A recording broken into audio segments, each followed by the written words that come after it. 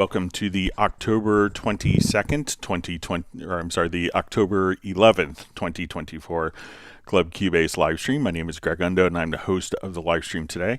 If you have not attended a live stream before, you can just simply ask questions in the live chat field or send questions in advance to clubcubase@steinberg.de. When asking questions, if you could specify which version of Cubase you're running, so if it's Cubase LE, AI, Elements, Artist, or Pro. Also, if you want to specify which versions, if you're running 11, 12, 13, or earlier, and the operating system such as Mac or Windows, that information is helpful. We will go through all the questions chronologically as asked. If you don't see an immediate response to your query or question, you can just simply make sure that you just wait. We'll go through all the questions chronologically as they are asked. So if we could avoid asking the same questions over and over again, that would be appreciated. We should have later tonight, several hours after the live stream ends, an index with all of the topics that are on the live stream with timestamps so that you can quickly navigate to particular topics easily.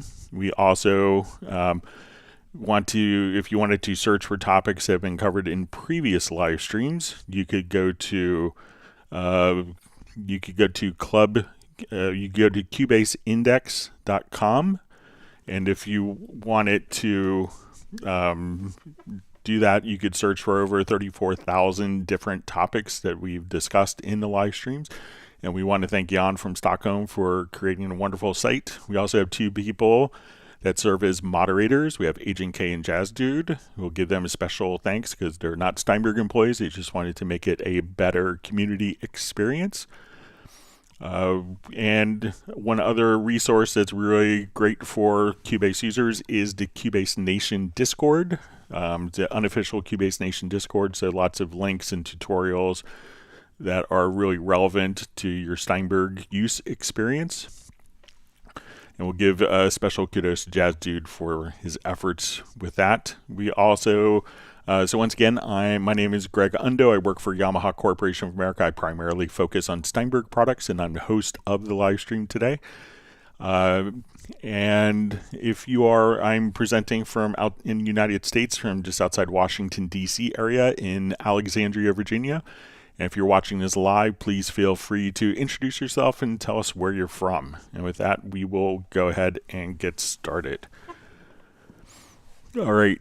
Baranga Danga Jam Sessions asked, hi Greg, when I click on the Quantize presets drop down, I have a list of Quantize presets, but when I scroll them with my mouse wheel, an extra preset with an asterisk appears. Can I get rid of it? Thanks.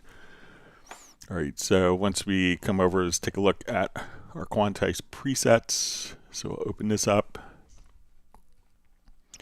And I think that the asterisks might just indicate that it's a user, like if we come over, so let's say if I have a particular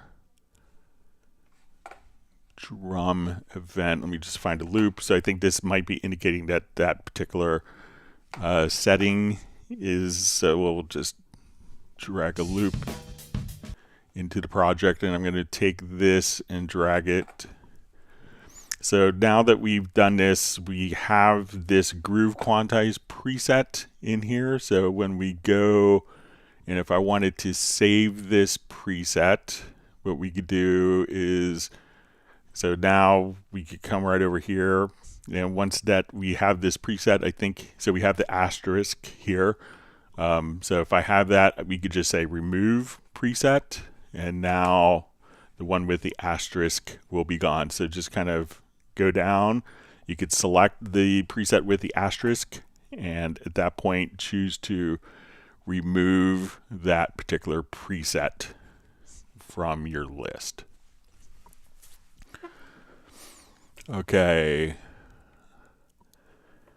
and Baranga Danga Jam Sessions also asks, plus, can I use a mouse modifier with the scroll wheel to scroll Quantize presets without having to hover over the drop-down menu? I'm not sure if we can. Let's go ahead and So it looks like you don't even need a modifier key, that you could just scroll through the different presets just right here. So no modifier key necessary. So if you don't want to open up the window, you can just use the mouse scroll wheel right here over top and scroll through all of your Quantize presets. So let me know if that's helpful for you. All right, we have Parabot2 asks, hi Greg, I'm trying to automate the flanger for 1 bar and some MIDI drums. I can't seem to work it out. I can't find the read and write lane. Is there a way just to record and print that 1 bar? So I think the easy way to do it, let's say if we have MIDI drums here. So I will go ahead and just glue all these events together. I'll hold down my Alt or Option key so I could glue them all into one particular event. Let's say we'll start from scratch here. On this, we want to put a flanger plugin. So we'll just say we'll go to our modulation and load a flanger. So as we do this, I'm going to place the plugin into, and what we want to do is to actually automate the plugin itself. So I'm going to place it into bypass effect because we could automate that particular parameter. So as I hit play,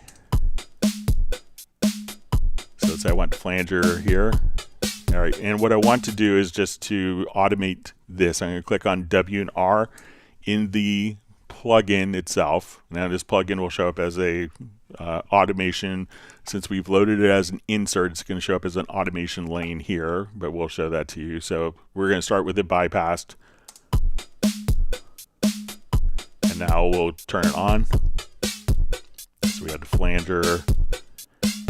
We'll bypass.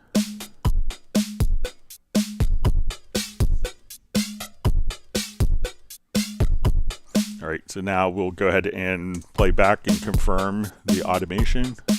So we should have it kick in now. So bypassed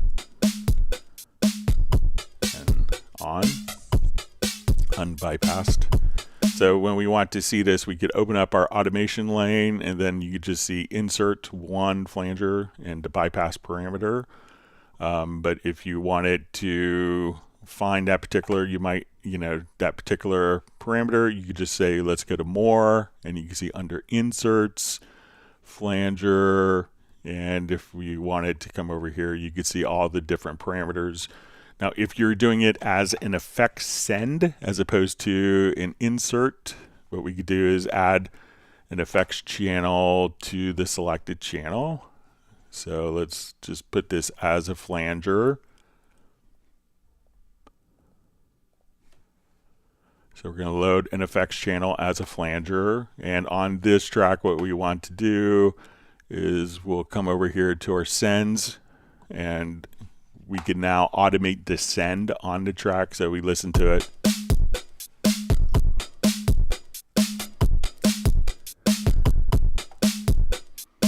That we could now just come over here and automate the send level in the track.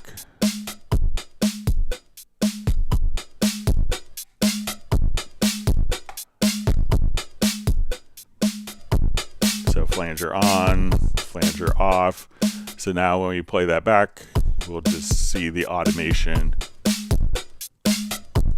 right there just be automated. So whether you want to do it as an insert effect, try doing the bypass to turn it on and off, or just using the send level if you're using it as an effect send. So let me know if that's helpful for you.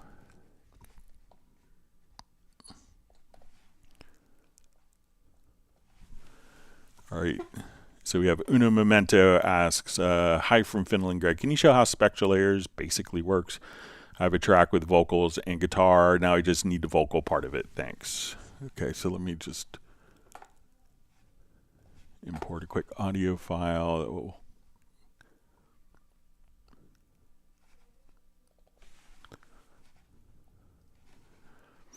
okay, so we'll just take this particular. So I got in my car and I tracked her down to a shady little dive the outskirts of town. She was at the bar. All right, so what I want to do is I'm going to select the track and we'll go to the extensions area and we're going to say let's load Spectral Layers. So we have guitar and voice, and now once that's going to kind of do its connection, I double click, the sample editor is now running as Spectral Layers. So the sample editor is transformed.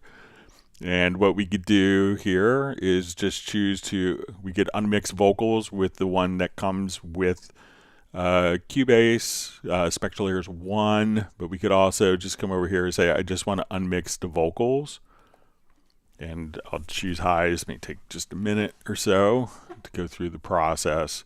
And at this point, basically, it's going to take the layer, the vocals, put that on one layer, and the rest of the tracks on other layers. And we could do this for horns, bass, drums, guitars, piano, drums, and other different instruments.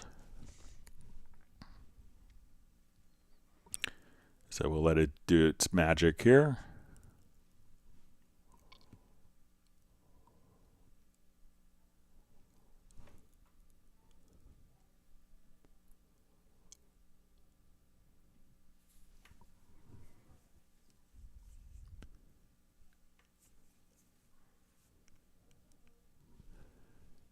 All right, about more than halfway through.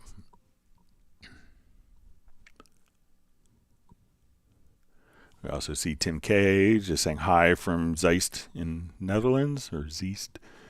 And his cat Buddy is waving a paw to my cat Steven, Mark Raven's dog Stella, and any other pets.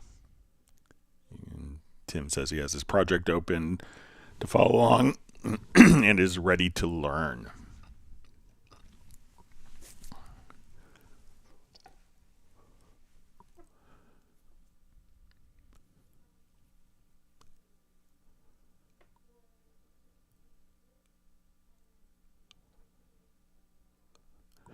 Okay, so now we have our vocals and other, since it's just guitar and vocals. So as we play now. Words to say, but when I turned my head, she was walking away. So I got in my car and I tracked her down to a shady little dive on the outskirts of town. She was at the bar drinking a stout when I caught her catching me. So now if I wanted this file to be in the project, I could just drag the layer. So just drag the layer here and drop it into the project. So as we do that now, we're going to have just our vocal. Like the wish her smiled, or she was going to stay here. Started thinking about some words to say, but when I turned my head, she was walking away. So now the guitar is isolated. Down to a shady little dive on the outskirts of town. She was at the bar. Now, if I wanted to have this kind of as a separate file, I think that we could just have that file selected and just choose a bounce selection.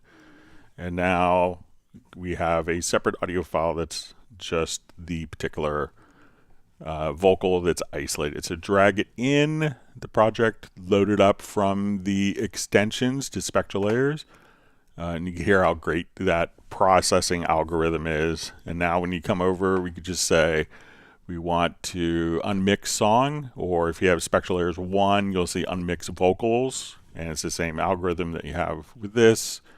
So all sorts of great stuff that you can do with that. So let me know if that makes sense for you, Uno Momento.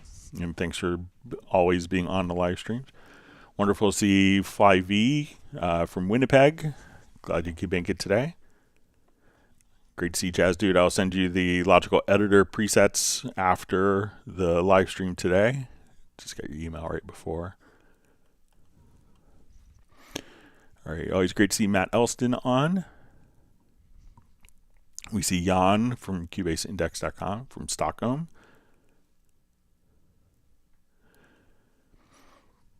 All right, and we have Stefan from Sweden also. We see Benny from Sweden, and also Soren from Sweden. We have our loyal Swedish contingent all checking in. All right, Larry V, just wishing happy Friday to everyone. From Brampton, Canada. He was in Switzerland for a few weeks.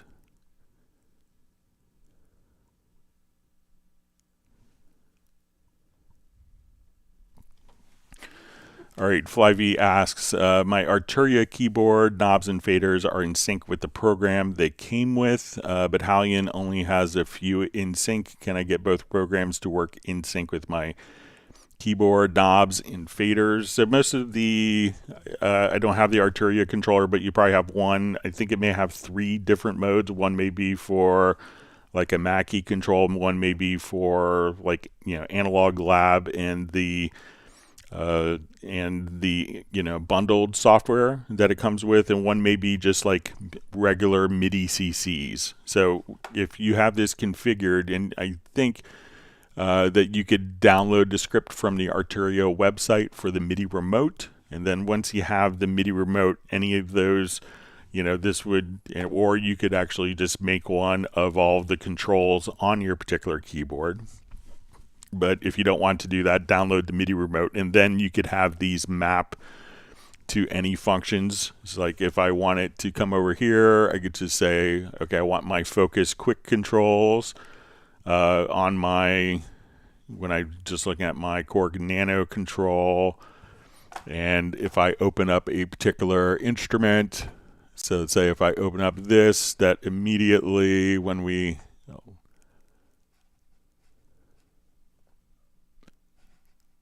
just find one that has, so we open up an instrument that my quick controls are already mapped. So you probably, I think you need to put it into just a mode where it's, I think that you're going to have a mode that makes it work with the Analog Lab or the Arturia software, and a separate mode that just transmits MIDI CCs. So once you have that set for your MIDI CCs, and those are set for within your, and I would set those for the quick controls. So as we would double click, we would see focus quick controls, and then that would always give you kind of the top 8 relevant parameters for VST instruments and VST plugins, and allow you to use those with any plugin that's in your system.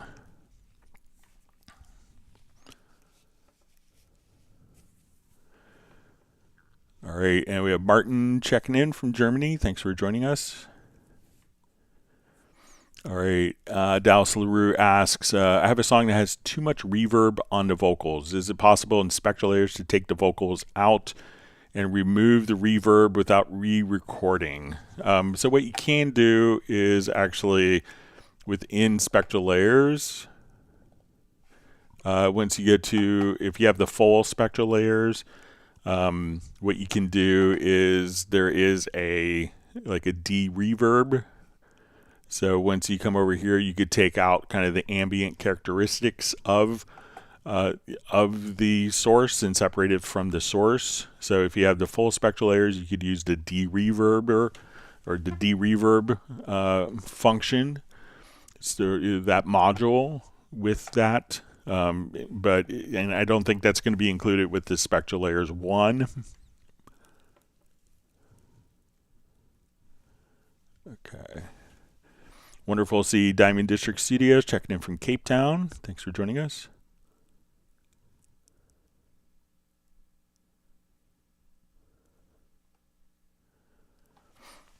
Okay, so we see Martin just cross-graded to Nuendo today.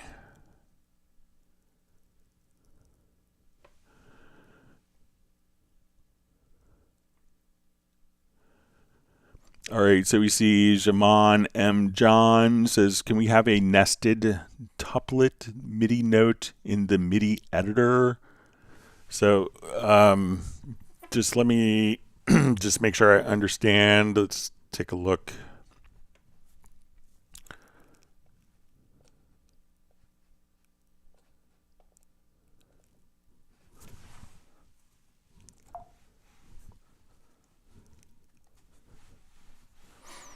All right, so let me know what you mean by tuplet, a nested tuplet note. So if it's something kind of like I want to put in,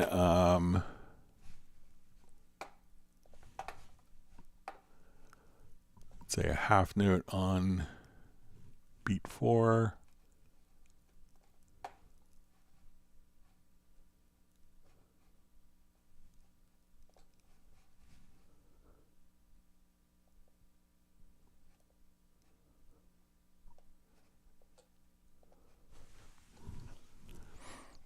All right, let me see if I could.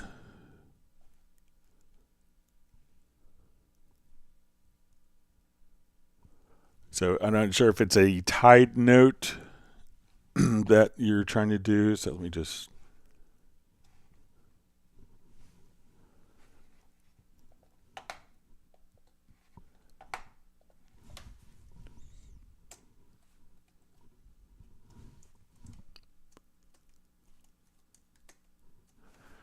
So I'm not sure if this is what you mean by, and sorry for my ignorance, by a nested tuplet MIDI note in the MIDI editor. So if it's going to be this, this is when we look at this in the MIDI editor, how it's going to display in the score editor will be kind of broken down as one single note because that's what it actually is. But maybe if you could spell out kind of the rhythmic of what you mean by nested tuplet notes, I would appreciate it.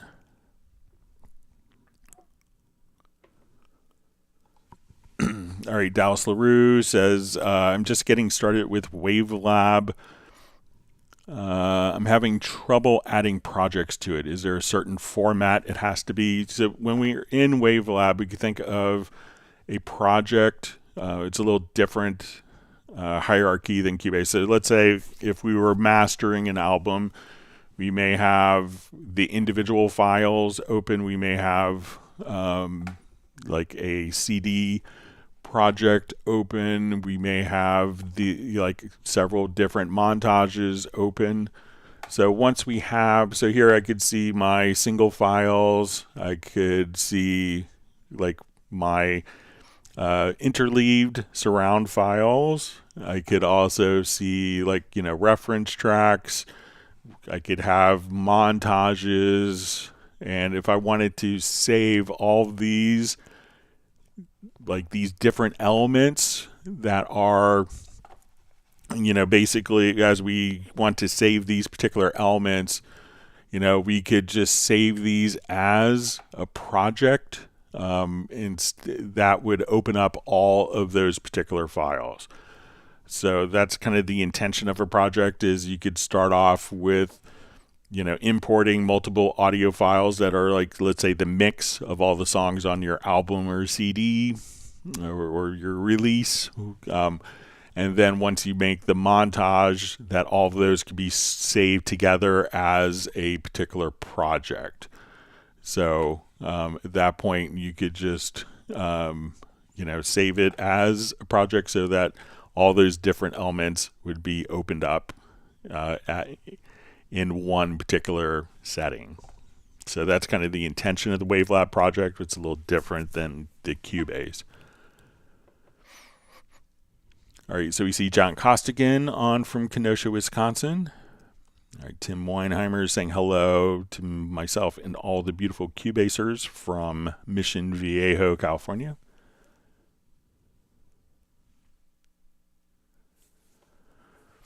All right, Avli Music Productions. Hi, Greg. I see online there's a lot of demand for having more than 4 Q mixes. Where can I submit a request to Steinberg? Is tracking a full band requires more than 4? Thanks in advance.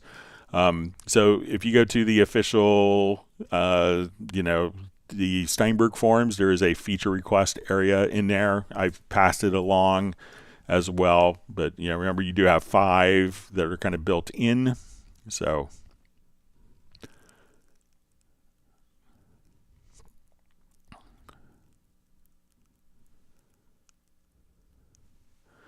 All right, so we see from Charles Gregory, says, hi, Greg, I use Cubase 13 Pro. Please, how do I delete and clear disk cache in my audio performance? It keeps hitting red, and I can't play back or work. Thank you. So usually it's not, so if, usually, so I guess you're seeing it in the performance window. So if you get to your audio performance, so usually, I mean, disk cache hasn't been like a huge issue for a lot of people. So, one, make sure that your hard drive has a lot, a certain amount of free space, maybe like 10% of free space on your hard disk that you're working with. You could possibly try to, defragment your drive. If you have another drive, to try to see if you play back audio from one drive, the same project in one drive versus another drive, if that's different behavior and different performance, you could see that. But it could be defragmenting your drive, or let us know if your hard drive is full. It may not. Sometimes as the hard drives get full, their performance can start to decrease. Also, let us know if you're using an SSD versus like a mechanical spinning hard disk. And that could give us some more information. But there's not anything, it's kind of reflecting what's going on in your system. There's not like a Cubase setting to really, just clear it for you.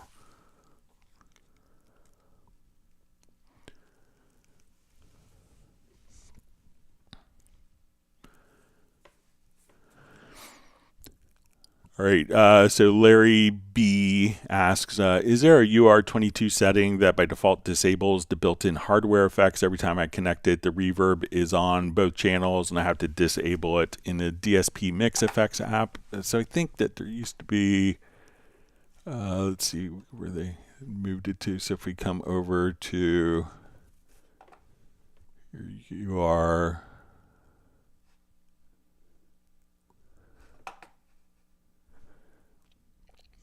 so like as we would add a device, so I know in some of the earlier versions you would see like the little audio hardware setup here, and then there was just kind of a setting for that. Let me just look one more time.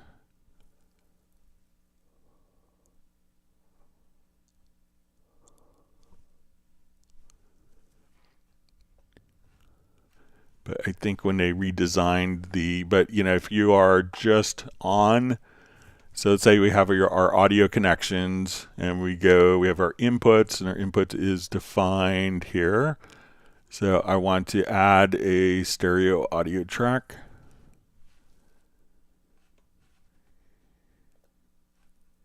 And we have this connected, let's say, to our stereo in. That once we are here, you'll see the UR24C, and then you could just make sure that your send is turned off right there. So you could just simply make sure that the send is just disabled right from the inspector. So let me know if you've tried that, because then you could set the amount right there. So maybe if you're starting with a template that has that send level for the built-in reverb enabled, that might be why it's turning on all the time. All right, so we see Lionel Thomas Art Studio says Prince territory. All right, we have Home Studio World from Jordan. Thanks for joining us.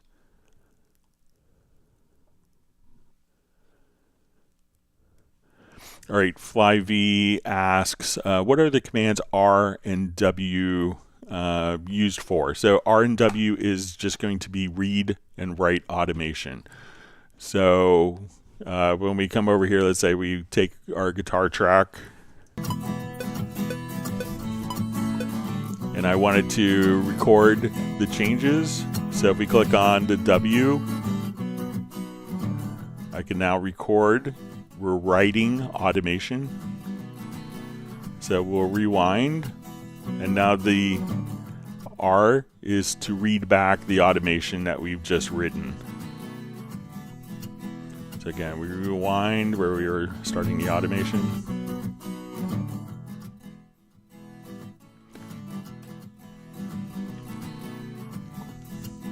So that's what they do.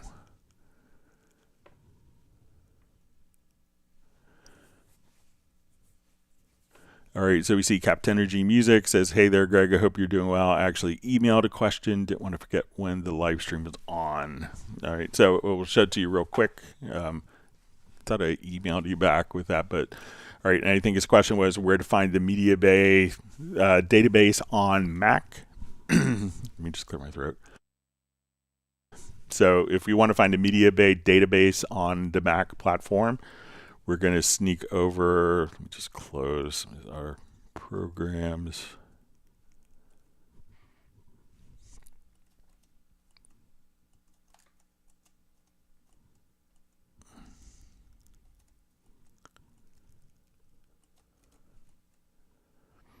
Okay, so we're going to go to your Mac OS Finder, and the little tricky thing is once we're in Finder, you will go to the Go menu, and you look for the library. If you don't see the library, you have to hold down the Option key.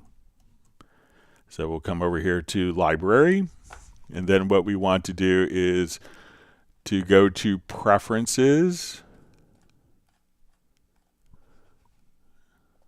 So we'll come over to our Preferences, and in the Preferences folder, we can now scroll down and you'll see Cubase 13.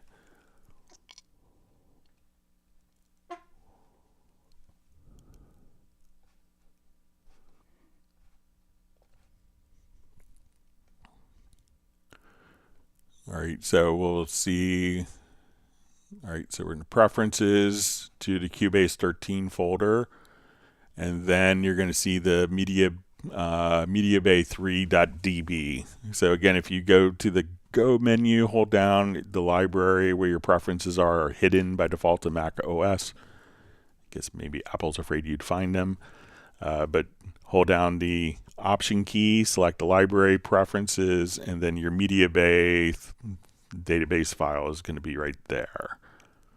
So let me know if that makes sense for you. And great to see you on from Pennsylvania. All right, so we have Peter from Montreal, just taking a minute to wish the Canadian brethren a safe and happy Thanksgiving weekend.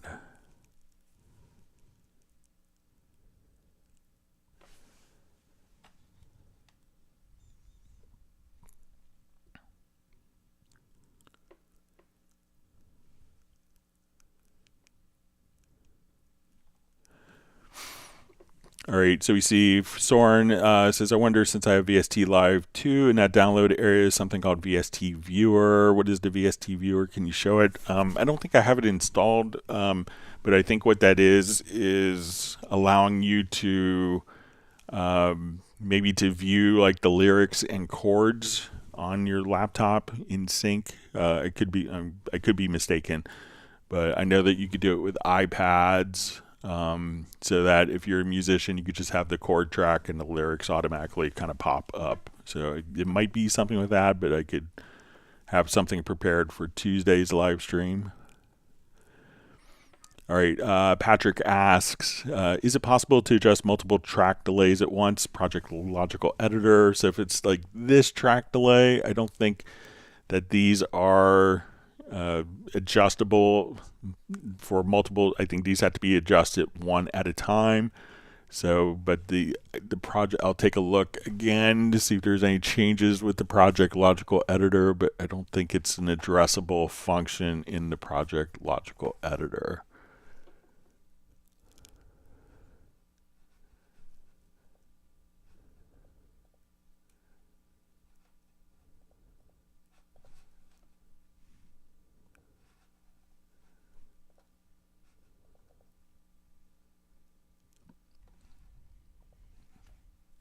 Yeah, we could adjust the position of the events, but not the track delay.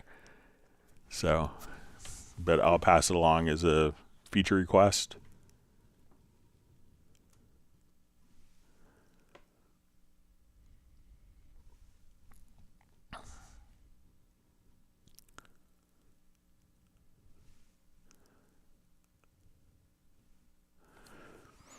All right, so we see from Michael Sprunt, it says, hey Greg, having registry problems, Cubase 13 Pro Library Manager not sending all folders to main location where library manager says at the top of the files and folders it should be located. So let me know, Michael, if you're not seeing it.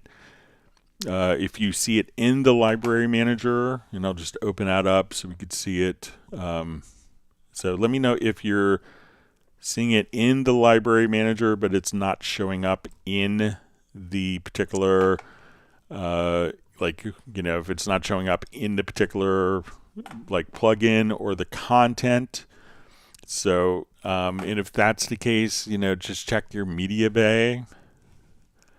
And then you can see under VST sound, and just make sure that you have a check in all of these folders. Like I had just like this one, I ran into something like this the other day. So where it's Halion Sonic SE Common Presets content, and I had just kind of a different little icon here. And then if I just check that, it will rescan the disk. So make sure that for all the folders that you have here, that these are checked, that they all have like a little checkbox in it. And sometimes, you know, just make sure it has a check. So if I don't see Rock Pop Toolbox, it could be that the library manager sees it, but the MediaBay is told to ignore that particular track. So let's say if we want to go to factory content, you can see FX chain presets, that we could just kind of load in these various ones, channel strip presets, and some may be kind of fixed, but let me know if it's showing up in the library manager but not showing up in the program or within MediaBay for loops and other content. And if you've made sure that the folder, is checked and activated.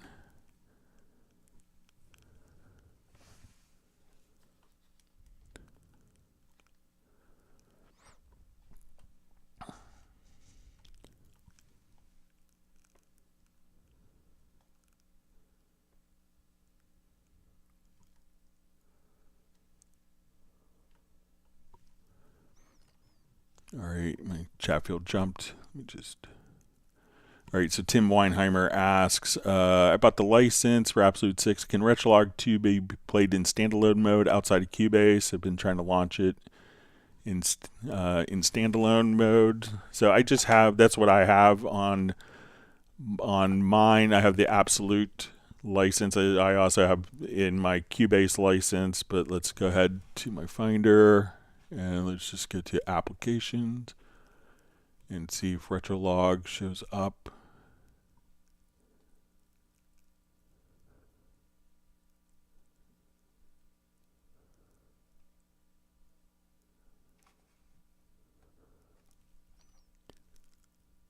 Let's see, so I think Groove Agent. So maybe it's not a standalone.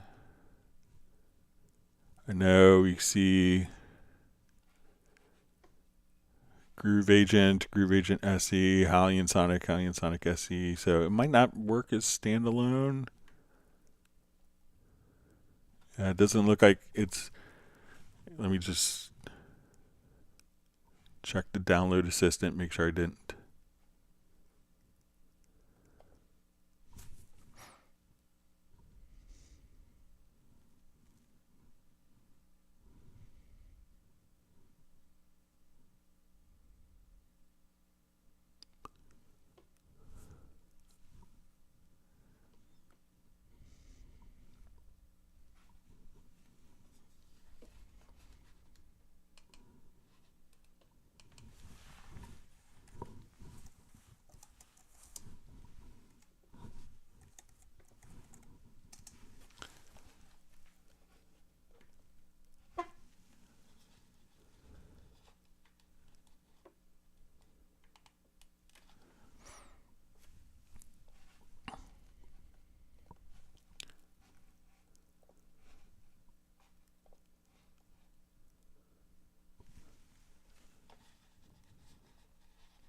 All right, so let me just find Retrologue.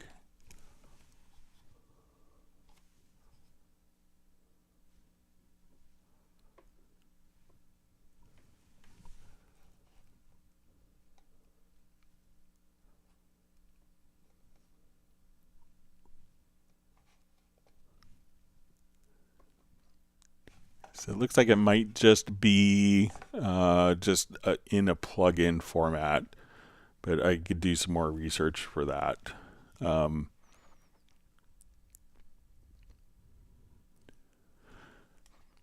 right, and I think I just remember what the VST viewer was. I think that allows you to like load up PDF files, so that can be actually kind of changed, like if musicians wanted to have sheet music that was kind of synced to the playback. So that's what the VST viewer was. Sorry for having my brain cramp on that.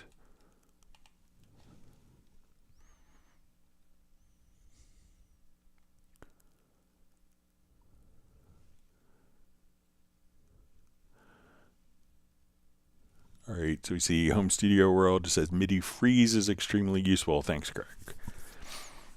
Yeah, smart people at Steinberg do that. All right.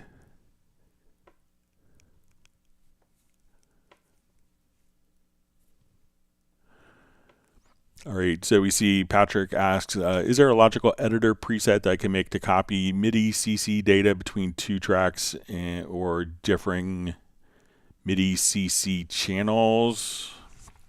Okay, so let's say if we have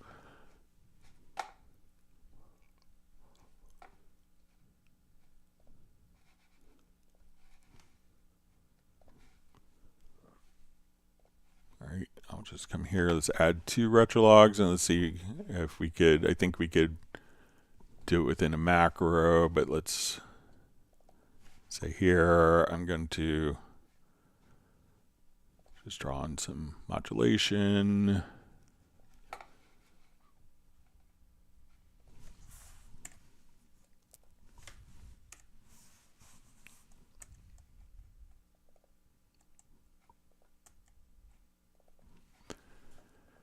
Okay, so when we come here, we have no modulation data. So I guess we could copy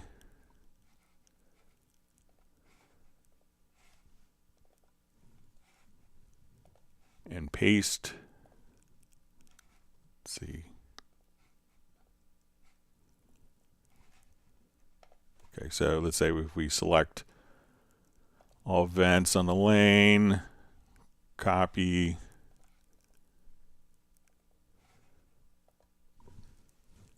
and paste. You could do that, but if we want it more kind of automated, and let's say I'll add another CC.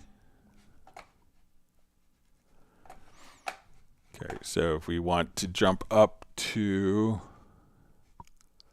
our MIDI logical editors,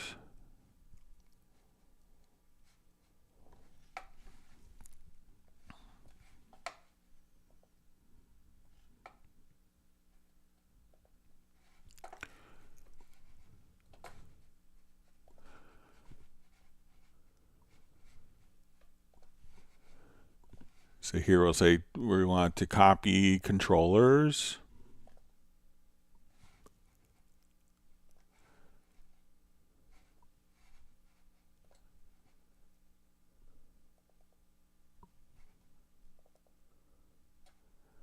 So now we could just copy that into a new track, but let's say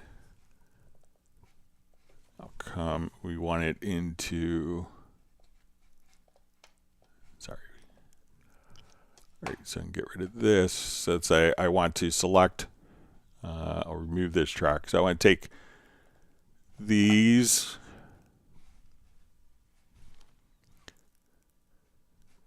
and instead of copying here, because that will automatically take it, I'm just going to select our controllers. We're going to save this as a preset if you want.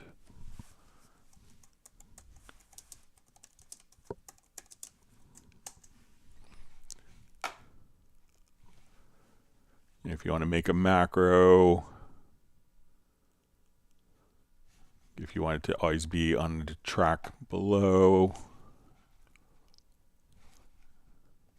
All right, so we have, let's say, notes. And this is no CC, but let's say Okay, so if you want to do key command, so we'll create a new macro.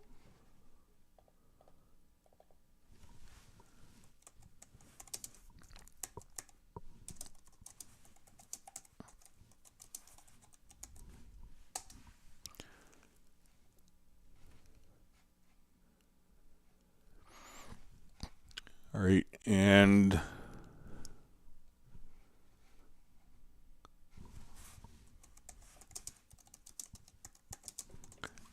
so we're going to load that up.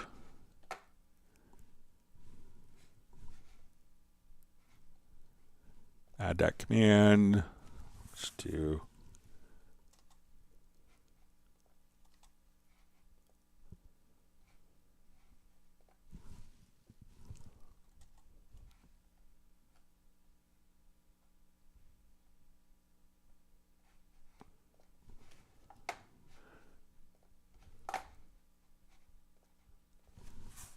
we'll nudge down.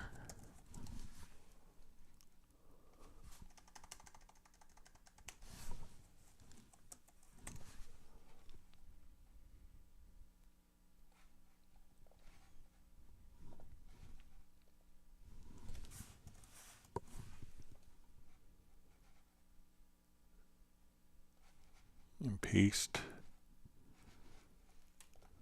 All right, so if I did this right, so we're going to copy the MIDI CC. We're going to select the MIDI CC, copy it, nudge down, and paste. So if we did this, run the macro, and now all of our CC data has been copied. So again, no MIDI CC data. We'll look at our modulation and volume. So we'll run the macro again, and now all of that MIDI CC data was right there.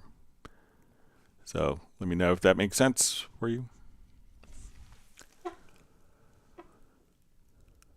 All right, so we see Uno Momento just says, Greg, my Spectral Layers does not have a section modules. So I think that was introduced in 11. But let me, so let me know which version you have. If you have Spectral Layers 1, and if you have Spectral Layers 1, you could just unmix vocals. I think is going to be the, I don't have the older version, but if you just choose unmix vocals.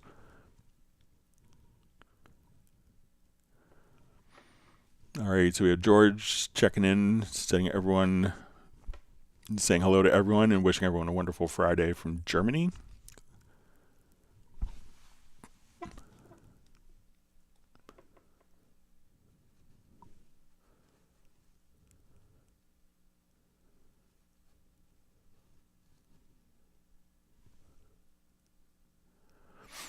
All right, so George says, now that I see that you have the electric bass player open, it's a great sounding bass plugin. However, the player goes up the fret a lot, and I like it better on the lower frets. Any chance to control that?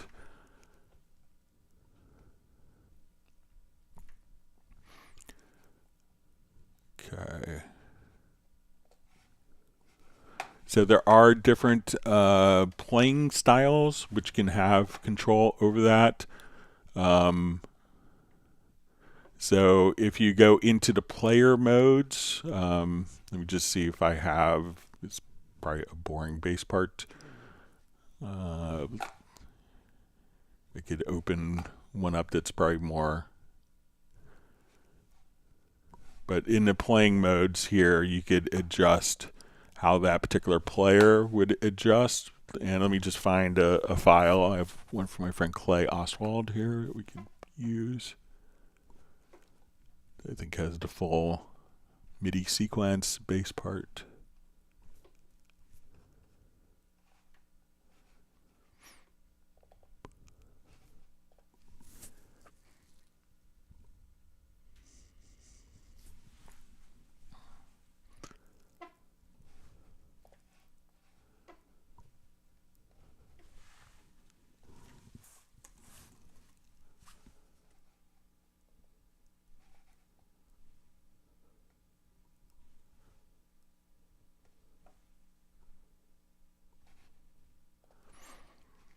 Okay, so let's say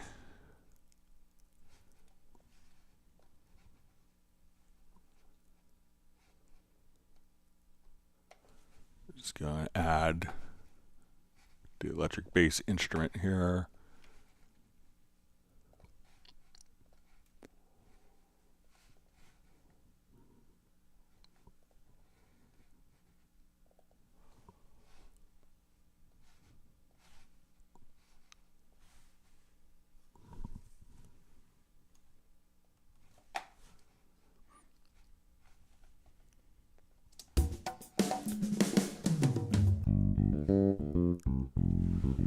All right, so we can kind of see. So let's say if I want it to be more like maybe a funk player, we might have different. So we can see how that's going up more of the notes higher on the fretboard.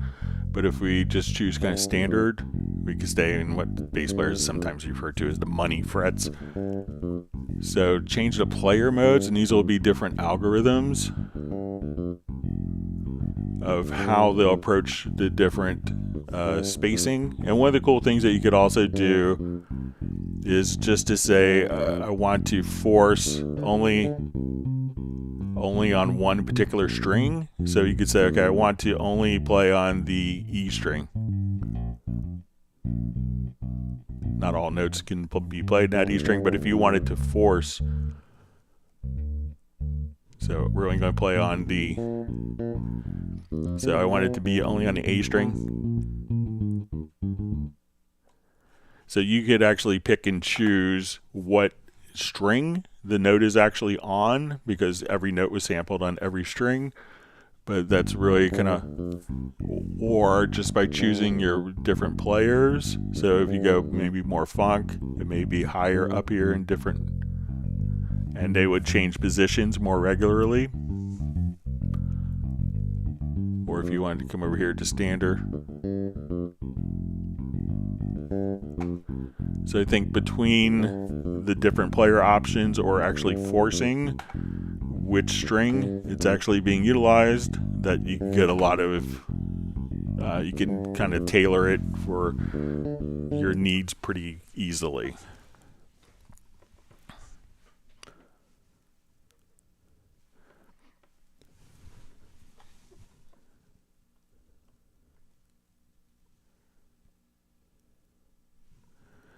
All right, Steve Green asks, Greg, after tempo detecting an audio file, can I up the tempo keeping those exact tempo variations I can't tempo detect in musical mode, which allow me to set the definition and change the BPM? So yeah, we'll show you here real quick.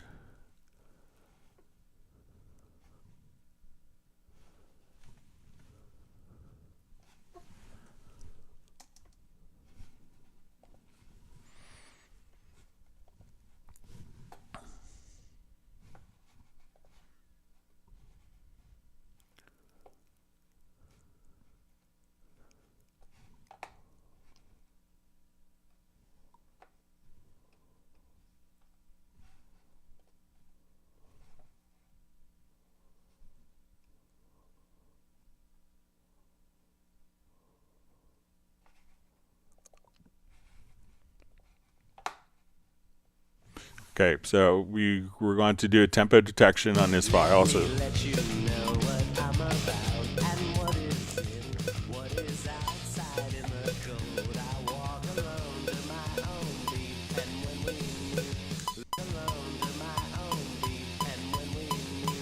all right, so we have our tempo map. Okay, so what we're going to do now is, I think we may have like a pickup note. So let's come right over here and just say,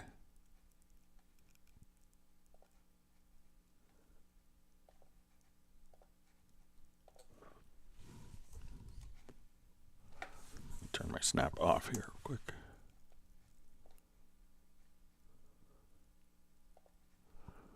Okay, so we have, all right, so we have our tempo map. Now what we want to do is to basically tell, we have to, most of the times when we deal with audio files, we're going to say, okay, we look at the audio file it's going to have one static tempo. But if the tempo is fluctuating like so, what we're going to do is just simply where, you know, every beat has a different tempo, that when we select the event here, we want to go to audio, to advanced, and now we want to say we're going to set definition from tempo. So we could do it at the project level or embed the different tempo changes in at the audio file level for every beat. So now that I've done this, let me just come over and I could select all the audio, I could select all of the events, and now as we play,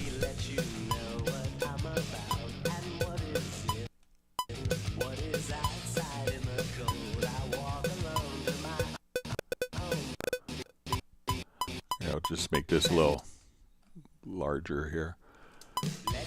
So now I could bring it all, still keep that the relative tempo changes between the events, or I could just raise all of the tempo.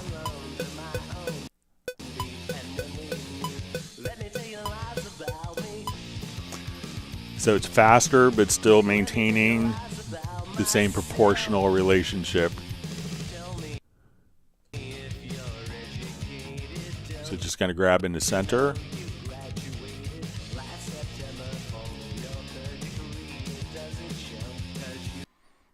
So you can bring it down all the tempo and still maintain kind of the natural tempo changes, but increase or decrease and still keep the relative changes.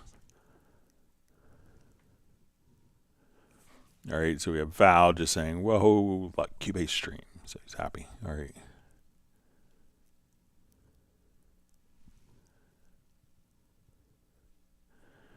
All right, Jordan something just says a crazy question here. On the Cubasis app, is it possible to program a MIDI input to a timecode section of a song? Like pressing a foot switch and having the verse start. I don't have my son stole my iPad. I don't have it in front of me. I could have an answer on Tuesday's live stream. I don't have my iPad to check because my son stole it so I could play a game, I think. But I could have an answer for you on Tuesday with that. Sorry. I usually keep it in my office just in case, but he absconded it.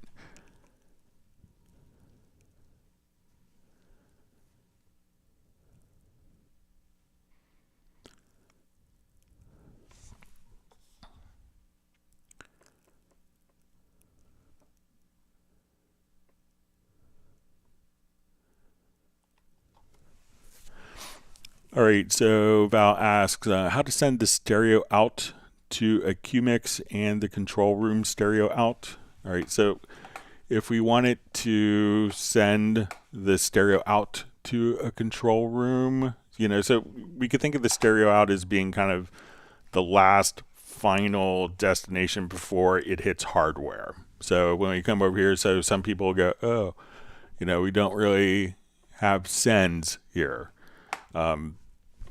That's because this is kind of, if we think of the end of the line for the internal signal path, we don't necessarily at the very last stage send it backward. But if you wanted to send the stereo out to the QMix, all you have to do is inside of the control room, go to your QMix, and then you could just send the mix right here. So each QMix that you have, instead of listening to their particular cue, like, you know, instead of this being Q1, Q2, we could choose to just have them monitor the stereo mix right here from within their particular QMix. So just set it there. And again, this is kind of the very last stage before it hits your converter, your audio interface outputs. So it's not, you know, once it's at that stage, we can't go backward. So.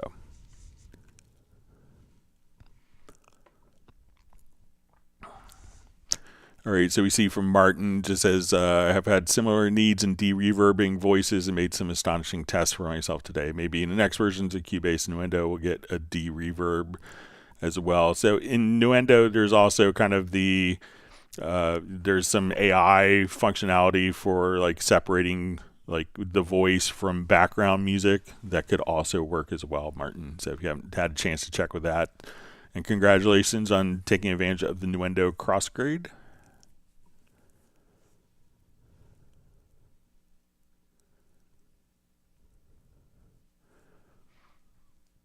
Okay, so we see Tim Weinhammer just mentioning about that there are the KeyLab MIDI remote scripts. All right, so wonderful to see Jeff Zabelski on from Chico, California.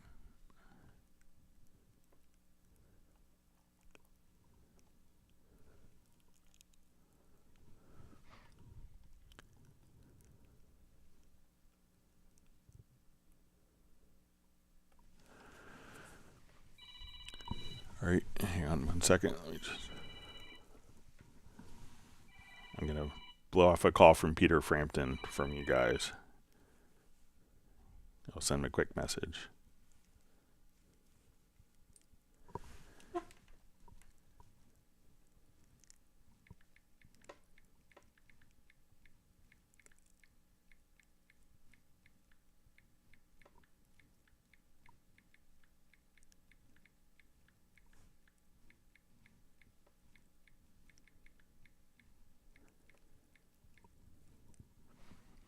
All right, call Peter after the live stream.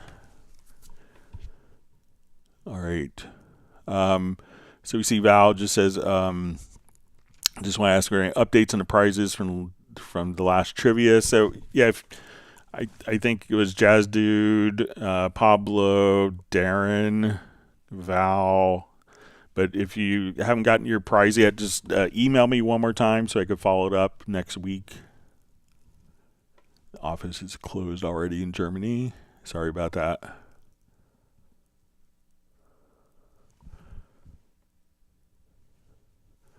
All right, so we see Orson Wells just says, hello, every time I import a track in Spectral Layers 10, Spectral Layers stop. Any idea why?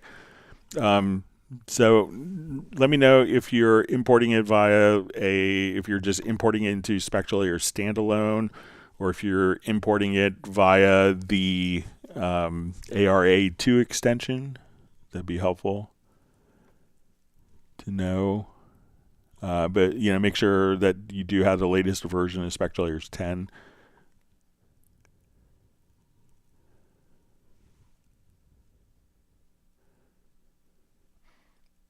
All right. You see Bratman Studio just saying hello from a beautiful day in Whittier, California, and he's thinking of his Universal Orlando friends after Hurricane Milton hit Florida with 3 billion people without power. So.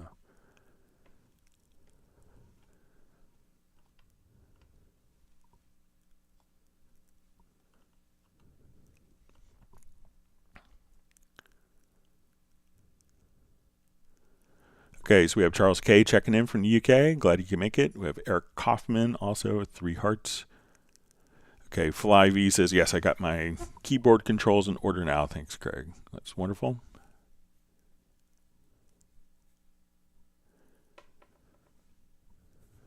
Okay, so we see Jomon M. John says nested tuplet means, let's say, squeezing in 5 notes in the same time of a half note, dividing the time, take a half note into equal intervals. Okay, all right, so let's go ahead and take a look at that. So just doing like quintuplets, septuplets, okay. Thanks for the clarification.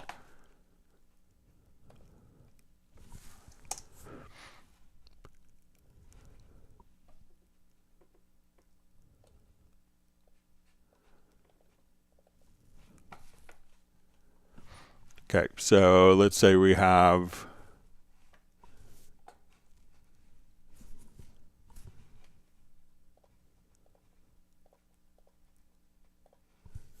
all right, so we have 5 notes, and we want to kind of quantize this to quintuplets. So we'll come over.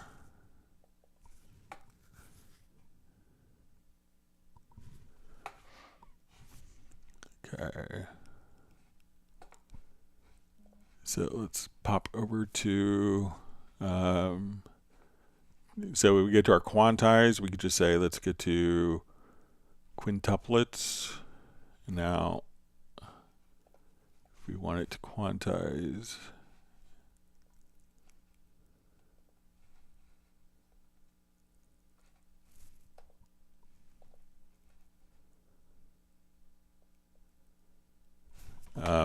or we can take actually a different approach. So let's say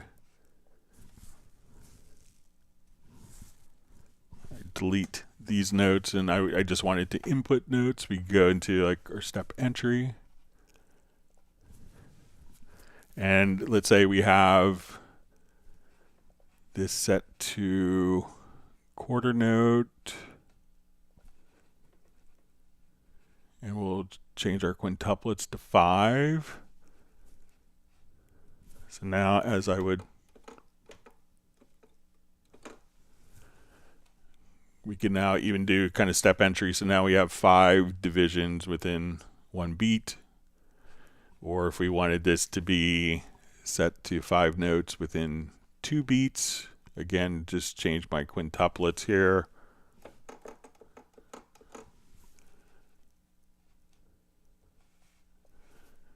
So at that point, you could just choose, and if you wanted to quantize based on your tuplet value, so if you wanted this to be 11 tuplets, you know, or 13, whatever, so you could even enter it in step entry. So just set your quantize value here to,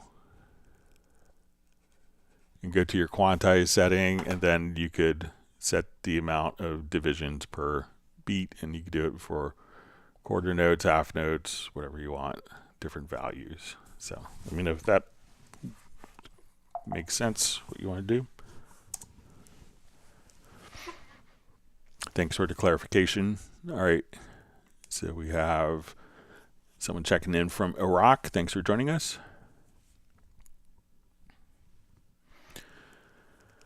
All right, so we see George says, now one more thing, now that I have Halion 7 and Groove Agent 5, can and should I delete the SE version of Halion Sonic? If not, why should I keep them? Like Halion Sonic, if you import a MIDI file, there are some functions where the Halion Sonic could be used to automatically map to general MIDI instruments inside of a particular instrument. So there are some functions. There's no real, functional additions, but sometimes if you're collaborating with someone and, they don't have Halion and they're using Halion Sonic for their voices, then for compatibilities, at that point, it might make sense. I think it's a pretty small footprint size-wise in your hard disk. So... All right, Eric Kaufman asks, any updates about Cubase 14? I'm sure there are, but I can't share any until it's released, because if I knew stuff beforehand, I would probably be subjected to a non-disclosure agreement. So we generally don't do like teasers. I think it's annoying when companies kind of pre-announce stuff, and then, it used to be the running joke of the big music industry instrument trade show was NAMM.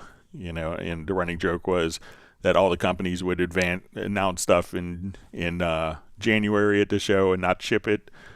So, it used to be jokingly referred to not available maybe March, and then that turned into not available maybe May. So, but, when Cubase 14 is out, after the release, usually what we've done the last 3 or 4 versions is after the release of the tool, of a new version, we will do kind of a dedicated walkthrough, a very detailed walkthrough of all the new features of the version. So, but generally, it's probably not going to be announced. You won't hear anything about it until it's released. All right, wonderful to see Michael Pierce from Grand Chapel Studios. Everyone can check out his Mapex drum video that he worked with. All right, and we see Robbie Bowling from Dallas, Texas. Thanks for joining us. So Sam Sarkar asks, hi Greg, is there any ways to activate all the key names in the piano roll? So I think that when we look at the piano roll editor, the intention is to kind of give you, an idea of, a frame of reference, because there's many octaves. So I think that by time you put, D flat / C sharp, D natural, E flat / D sharp, that could be a bit problematic. I know that there's a lot of people who don't necessarily have a traditional music theory background or know what all the notes are, but it's not too hard to learn. But this is really just kind of more of a reference point for which octave that you're in. That's kind of the intention, as opposed to labeling each note. But if you do actually have a note, you could, depending on your zoom level, so if we can zoom in, like, we don't see the note name, but as you have notes on, you could also see the note names automatically appear there. So, but that isn't going to be labeled. But, take a little time. If you don't know what the notes on the piano are, it's always good to know for any musical situation. That investment in time that you study that will be worth it, I think.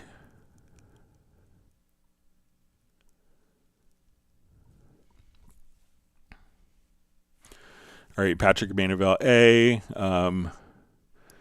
says, hi Greg, how do you use the MIDI effect LFO to third-party plugins? So if you have to do, like, if the plugin itself doesn't take any MIDI capability, and this is kind of a convoluted workaround, I realize.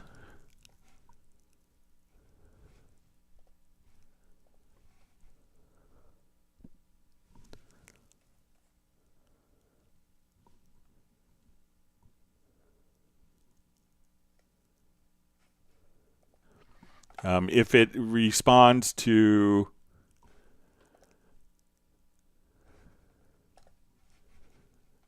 MIDI CC messages, you could, just take you could automate the parameter via MIDI CC messages. But let's say if you have a plugin that doesn't respond to MIDI CC messages, so let's say if I come over here, let's select this, and let's say, like, this plugin, I can't right click and assign a MIDI CC message for it. So say if I was kind of playing this and I wanted this position on the drums to kind of change. So let's say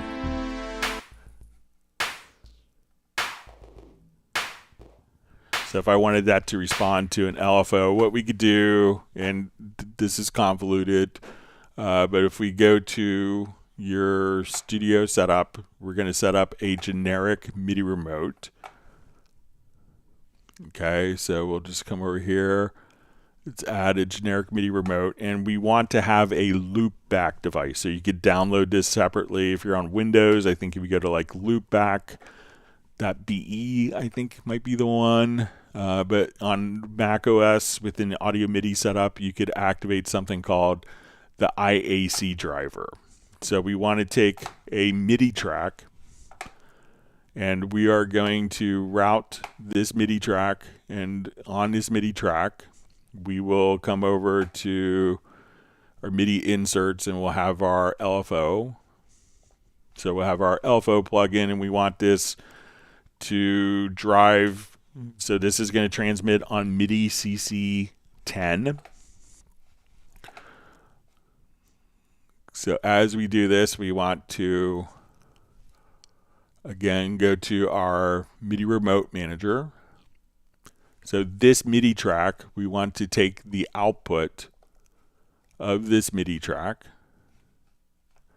and we're going to send routing out to the IAC drivers. So we're going to send this out to the MIDI loopback. And now when we come over, we will just say, okay, we're going to take this loopback, go to our generic remote, and we want to say we're going to click on MIDI learn. So as we play this, and then we want to go to the VST mixer, we're going to say our drums channel, and we want to go to inserts, and we'll say we have the dual filtered. I want this to do the position. Okay, so I'm going to click on a MIDI learn, and as we hit play in Cubase, I will come over, so let's hit play.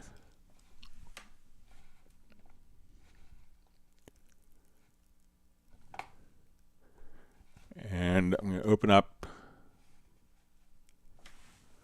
the generic remote. We'll see if we click on learn. Okay, so now this learn, this input channel here is going to come directly out to that dual filter. So let's say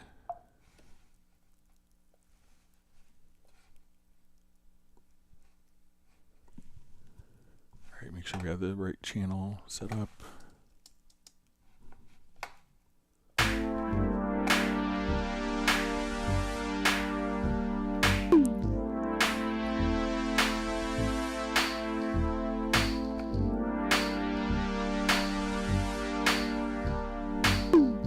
right, let's check my.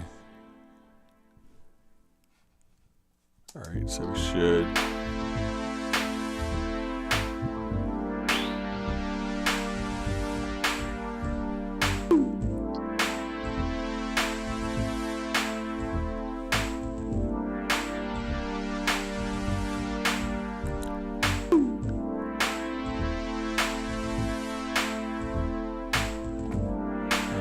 Make sure that I'm getting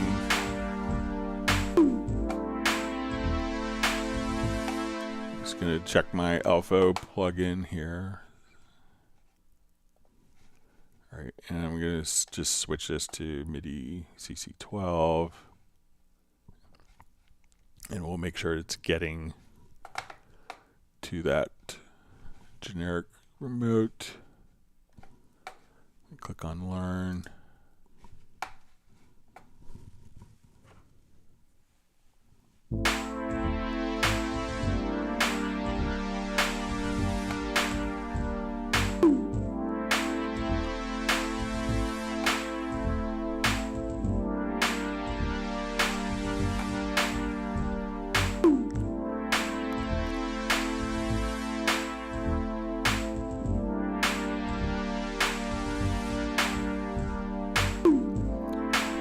So we just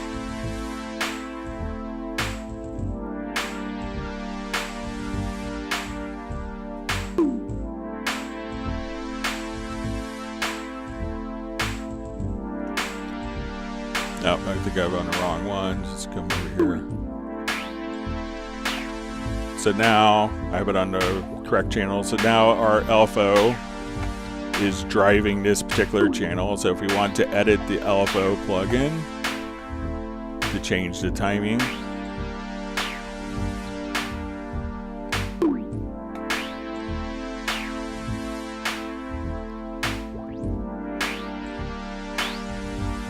let's say I want this to be like every measure, or if I want it to be every half note. So set up a loopback. I know this is convoluted. I know that Steinberg knows it's convoluted. I think when I did the video, they actually reached out to me. He's like, oh, we couldn't figure out how to do that. But here we could just take this. So create a MIDI track, send it out to the loopback, go to the generic remote, add a generic remote, so that is the input. And then we want to take this input and have this automatically, we're going to take this input from the LFO that's being generated, and then we could pick the particular parameter that we want to drive. So hopefully things will get easier with that in the future.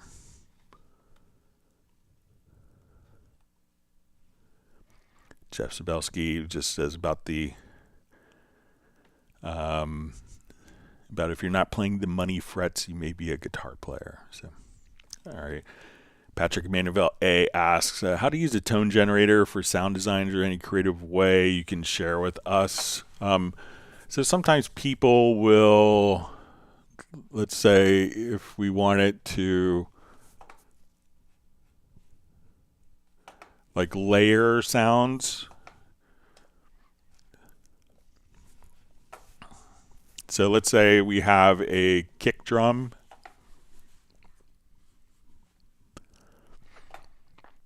Okay.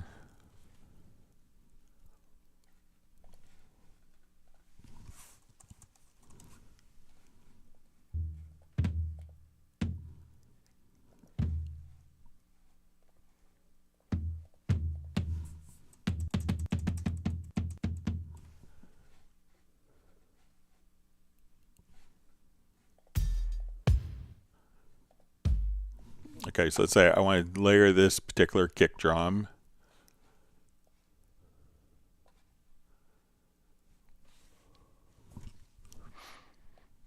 Okay, so I'm going to come here.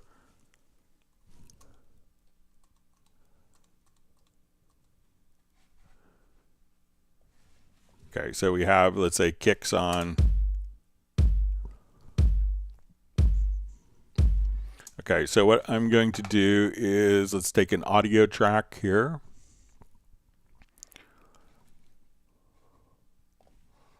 And as an insert, we want to throw in the tools. So we'll go to our test generator and let's switch it to, and I'll just turn this down so it's not super annoying. Let's switch it to a noise. So let's say we have white noise going on. Okay, and on this channel,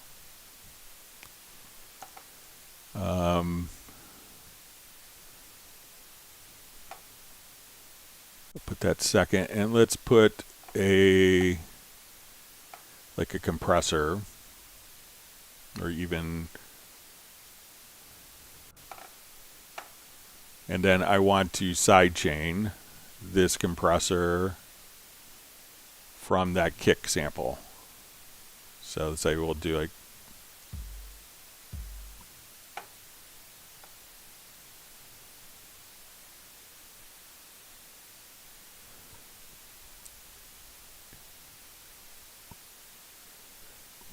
okay, let me just make sure I have my head wrapped around this real quick. All right, so that we could basically, when the channel plays, we want, all right.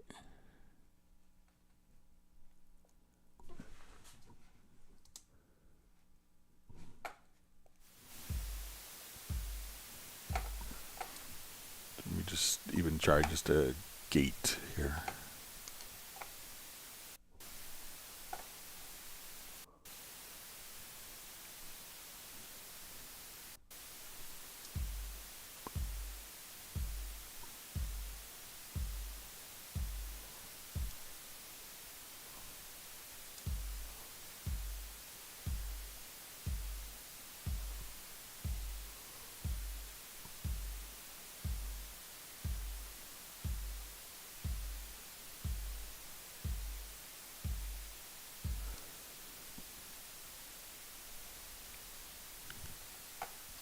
All right, I'll just record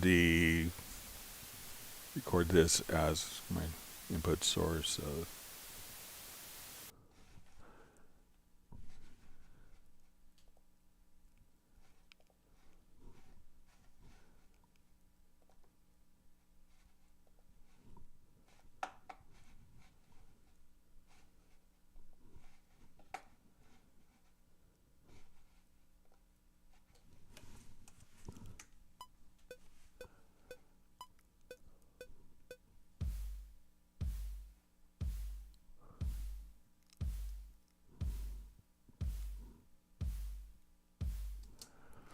Okay, so now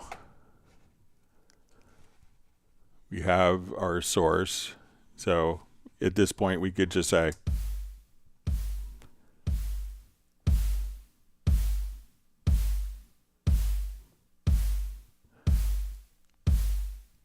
so we're just basically side chaining.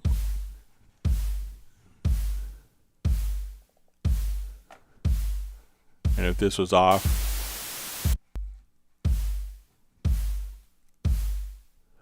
so, and if you wanted to adjust the attack,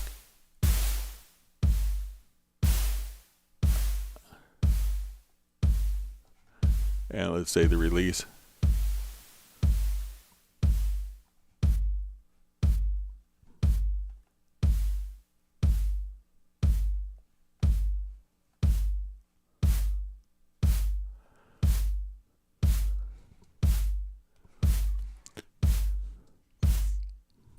So that would be kind of a use that people would use, like the test tone generator for sound design, doing stuff like that as well. So let me know if that makes sense for you. So you just simply take white noise, pink noise, and then just gate it from another source.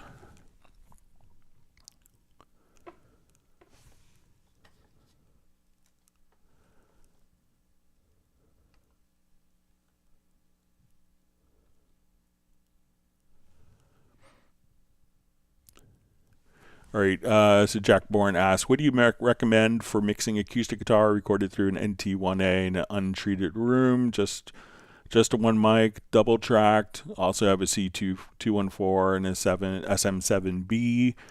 I would probably take the same part, because a lot of times I think what's really interesting on acoustic guitar, so even if it's, if you're doing close miking and, if the room isn't horrible, if it's not like super reflective, I would do like one chord voicing. I would do two separate tracks, but different chord voicings, similar, but, if like maybe one is more open chords, one is higher up the neck, but try just, taking the same guitar part, panning it hard left, hard right, but with different guitar voices. And I think that can make a big difference and kind of make it sound really rich. Playing the same chords but two different chord voicings.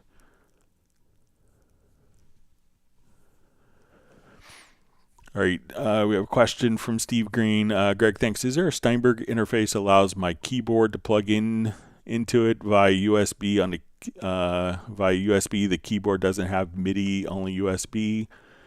So most of the audio interfaces aren't going to have like a USB pass-through, but you could, just simply get a USB hub. So the USB from the controller keyboard doesn't have to be transmitted through the audio interface, as long as it's connected to the computer through a hub or a different USB port, then it's going to be fine. But most audio interfaces won't have like a USB through port. They're not functioning as a USB hub to take other devices into it. So I would, instead of getting your audio interface to function like a $6 USB hub, I would buy a $6 USB hub.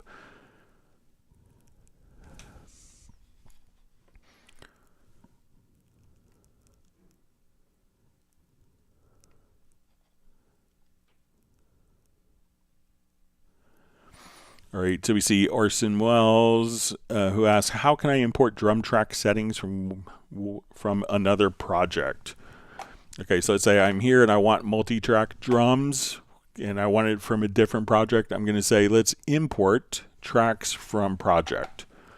I will come over to this project and say I have some drums in this particular project here.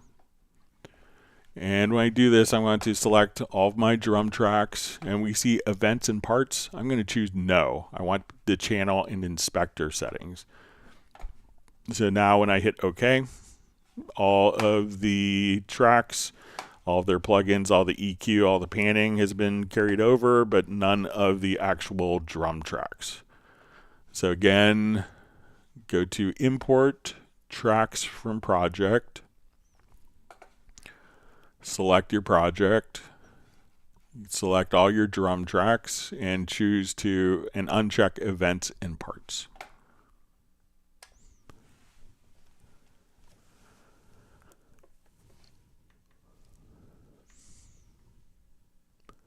Okay, wonderful to see Pertti Komenen from Finland. Thanks for joining us.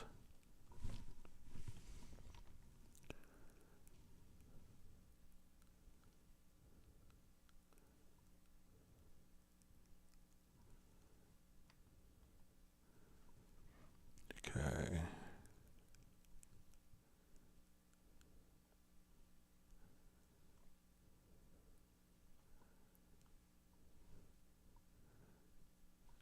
Okay, just reading through comments. So we see Plumpy is just done the crossgrade to Nuendo. So there's currently a 50% off promotion for Nuendo. That does include crossgrades from Cubase, and you don't lose your Cubase license. You still have your Cubase license and a Nuendo license.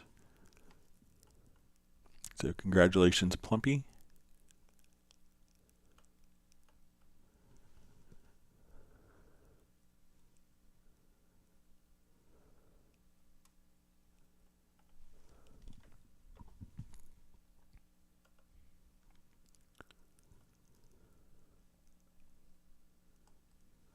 Jeff Sabelski says, hi, Peter, saw you at the 70s. Say hi to Mick and Keith for me. Yeah, well, he was in the running for I guess, Ron Wood's position. So Peter's first manager was actually Bill Wyman. So.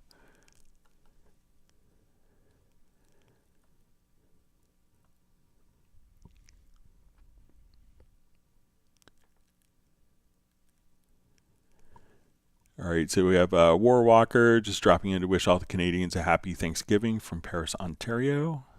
Thanks for joining us on the holiday.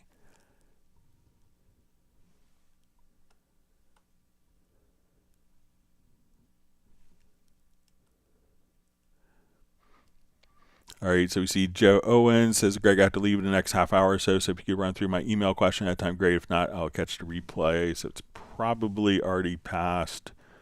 But I'll get to it towards the end, and I'll send you kind of a timestamp for it. All right, Sir Mrs. asks, Greg, any tips on avoiding CPU overload in Cubase 13 on a 32 gigabyte RAM iMac Pro with orchestral libraries? Thank you. So 32, orchestral libraries is where lots of RAM can help. Now, if you're doing your project, you may not be utilizing every, when we have orchestral libraries, you may have every note sampled with multiple dynamics levels that could be introduced via, MIDI CC 11, CC 1, or velocity. And you may have lots of notes that aren't played. So sometimes you'll let up a whole sample and you may be using 20 samples out of 4,000 that are available for each note, let's say. So most instruments will have something similar, and I'll show it in Halion, that, you could obviously so let's say even if we'll go to like a Halion, which could be typical use case, and I'm sure Contact has something similar, whereas we're kind of working with it that there's a RAM save mode. So if you come over here, there's going to be, I think it's, so RAM save mode on and off. And what that's going to do, because you load the initial attacks of the samples into the computer's memory, and the rest will be kind of streamed from disk. So it may be called something like purge samples or like RAM save. And what this will do is unload the samples that aren't being used in the project. So you could try that. Now, also what you could do is, render in place to basically render the files from the instrument to audio. And that takes far less memory. So once you're kind of at a place where you feel like all the parts are pretty solid and mostly been edited, at that point you could render it as audio. But if you're not there and you're still kind of having, issues, And I know sometimes people say, oh, with the Apple Silicon processors, it's like twice the RAM. It isn't. It's, it's basically the same. If you have to squeeze, 1,400 gallons of water a minute down a pipe, if the pipe is smaller, you aren't going to get as much water down as a larger pipe. And we think of the larger pipe as being more memory. So that's just kind of a physical constraint that you could run into. But, check to see if you could purge or use the RAM save mode on your particular instrument. And, running higher buffer sizes from your audio interface as well. Let me see. I'm trying to see how far I could go without upgrading my RAM. So I know it kind of sucks to upgrade your RAM. But if I had to err on the side, I would always, try to get as much RAM as possible. All right, so you see Val just sends an email again.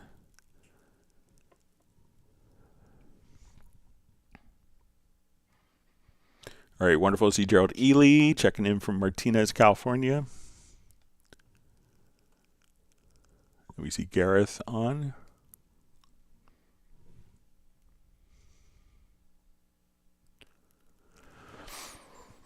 All right, Darren Mack just says, TGIF, Greg. I recently did some voiceover work, 70 small commands exported into 70 audio files. Do you have any advice on how to make this process easier than record, export, rinse, and repeat? Okay, so let's say I wanted to take all of these, like I have these drum samples, and we'll pretend that these are all different voice segments here. Okay. So if we want to, what I would do, if you're doing kind of similar processing on each of these, like let's say, okay, I'm running the same EQ and compressor and I have it all on my channels, there is a function. So I'm going to select the track here. So let's say now I want to, we'll put like a goofy plugin. So let's say, okay, let's put a bad reverb on. That would be like highly inappropriate. So let's say, okay, we put a Revelation on. That sounds like I'm doing like science. Some alien's going to attack me now. All right. So, and these were all, let's say, different files. One of the things that you could do is just come over here and there's the export selected events. So first it would help if you select all the events. You could select the first event and hold down shift and double click. That would select all the events from that point onward. And we will come over here and say export selected events. Once we do this, we have our options of, do I want it to be dry? Do I want it to have the channel settings? Do I want to use the complete signal path? So we think channel settings is inserts, the channel strip, and EQ. The complete signal path would add the send effects and like group routing and group processing, and then we could also include the master effects. Do we want to put a tail on each of these? And then we could choose where we want these. If we wanted to have a particular name convention, like, voiceover, this game, whatever, you could have that. There's different naming schemes that you could use. And then you could just simply export all these tracks without having to do it one by one. So we could place it into a particular folder, and then all those files will be exported as separate files with all that processing. So if you didn't use the export selected tracks function, that's a great use for it right there. So wonderful to see Gareth from Spain. Glad you could make it today.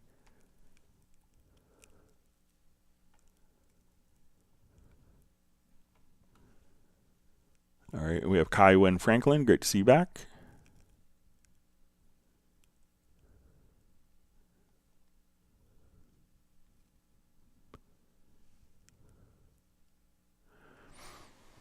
All right, so we see Uno Memento asks, is it the case that with Spectral Layers 1, which comes with Cubase 13 Pro, you can only separate vocal and background, no bass or drums? That's correct.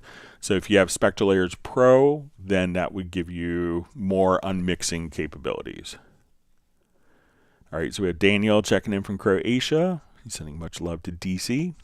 Great to see you on.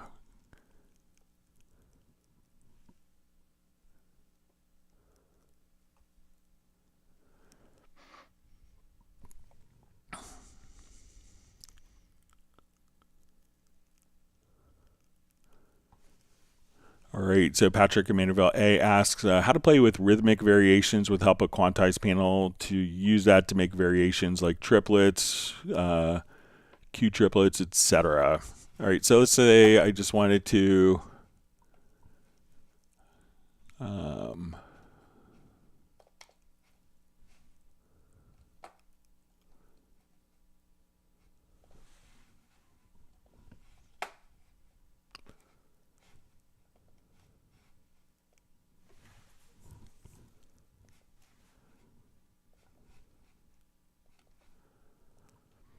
okay, and I will just put in a bunch of notes here. So let's say I'll just do it in the drum editor. So let's say I have just a bunch of 30-second notes here. Let me just...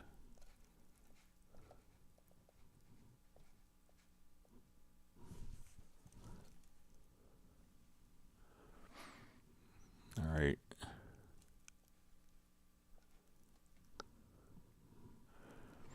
All right, so let's say we want to do kind of just rhythmic variations. So let's say as we look at this and, you want to do different quantizing. At this point, we could say, okay, I want to quantize this to...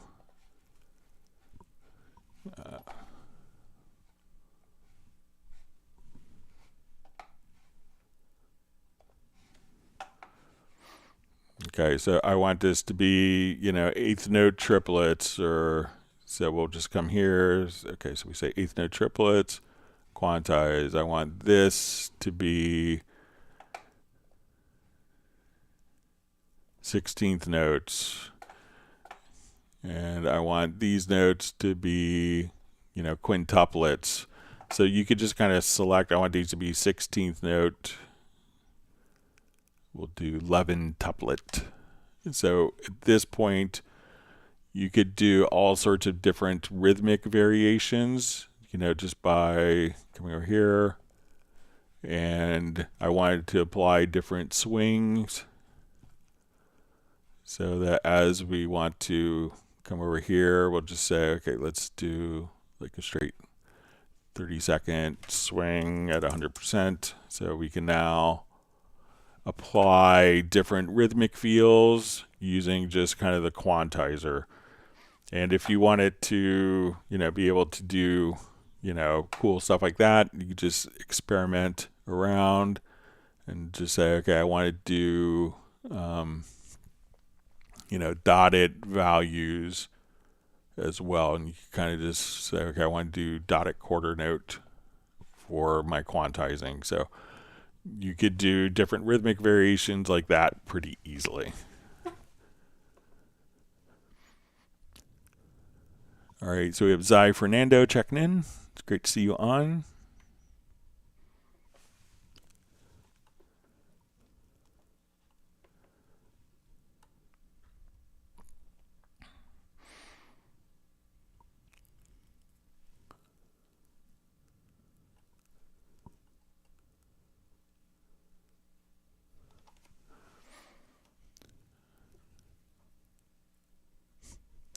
See Jazz Dudes down. Everyone check out the FX modulator with Loop Mash FX and utilize MIDI inserts.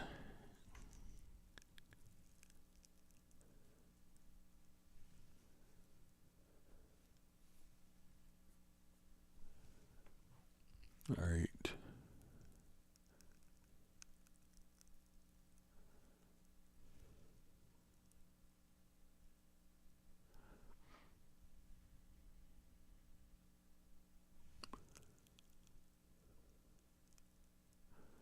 All right, so Sven Isaacson just says there's a hidden feature in the Talkback button in the control room. Normally it's a latching, click to turn on, click again to turn off. Press and hold, it turns it into a momentary mode. Press to turn on and press to turn off. All right. So if we're here, so if we click once, we could turn Talkback on and off. But if we hold it and then release, I release the mouse button in 3, 2, 1 now, that it's kind of a momentary hold. So thanks for mentioning that tip. But if we just click on it once, we could have Talkback turned on and off, or just hold the left mouse button down, then you'll be fine.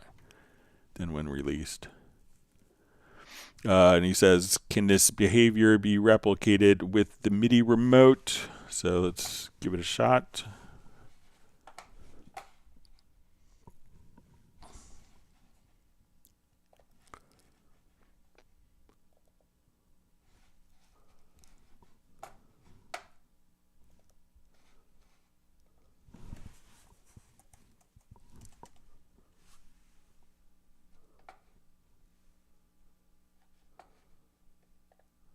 Let's see, we'll try the Talkback active.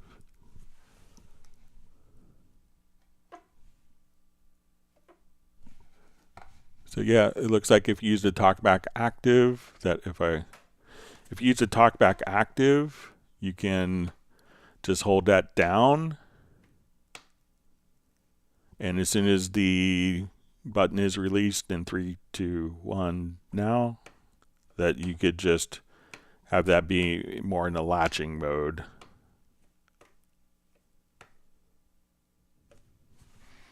So let me know if that makes sense, but it doesn't seem. Let's see if we have this function for talk. There might be a separate Talkback.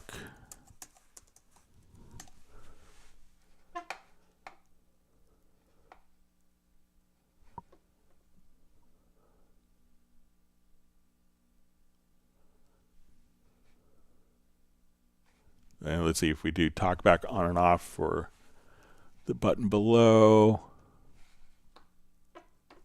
So there's two separate functions. So Talkback on and off is latched. So that way, when I hit it and release, it's enabled. I hit it again to turn it off. And then for the Talkback active, that is going to keep the Talkback on until you release the Talkback button. So you could have two functions, two separate functions that behave in either of the modes.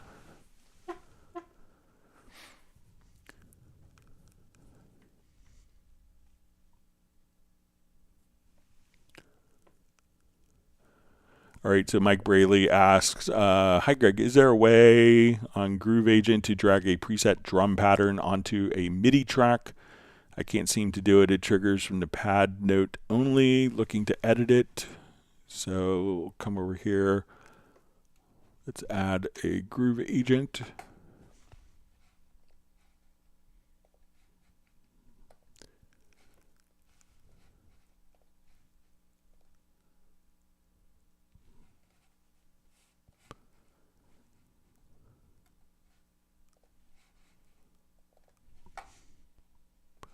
Yeah, so make sure that we're in the patterns. So we see my Groove Agent, and then I just drag it over.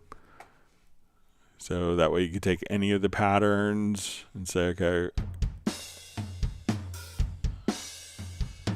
And then if I want to edit this, we could just see it kind of in the drum editor to edit.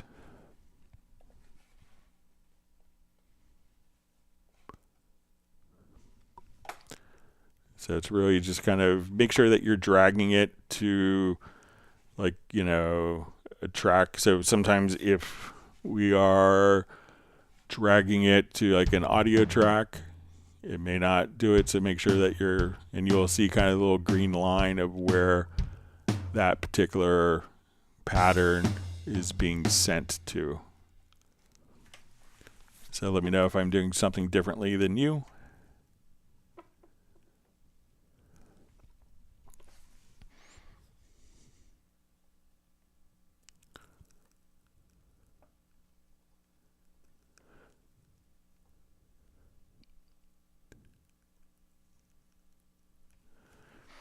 Okay, so we see Darren Mack just says whack the like button. All right, or Uno Memento says that, and Darren Mack says, oh, geesh, thanks so much, Greg. That would have saved so much time. Much appreciated. All right. All right, so we have a question from Bo Ekelund. It says, do you use time like 3/4 and change in drums? So, you know, if we have a pattern that's going on, and let's say the pattern, you know, and we could see, you know, when we look at Groove Agent, if we kind of slide over, we could see as part of the criteria which meter it's in. So most drum parts would be in 4/4. So if I take this and we add, let's say, a signature track, and we place it into 3/4, we could have 3/4 meter, but this event, it's not going to necessarily change the drum patterns from 4/4 to 3/4.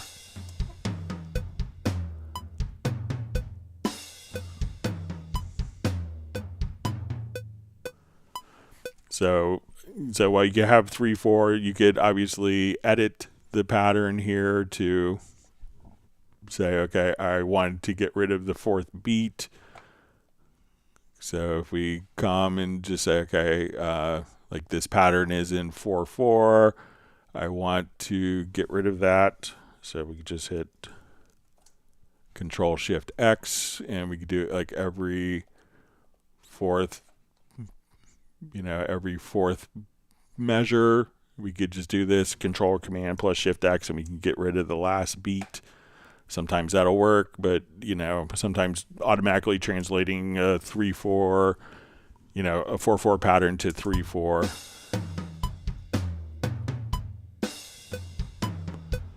So, but you can edit and take away beat 4 if you wanted to. Sometimes it works, sometimes it may not. But changing it to 3/4 won't take the 4/4 pattern and automatically make it into 3/4.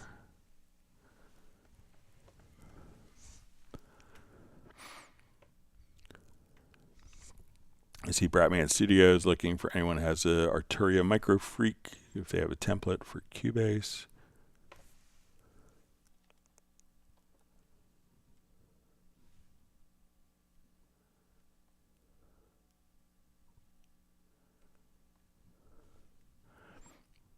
All right, wonderful to see Sable Winters. She's pretty much out of the loop until after the 15th, but she was like number 65.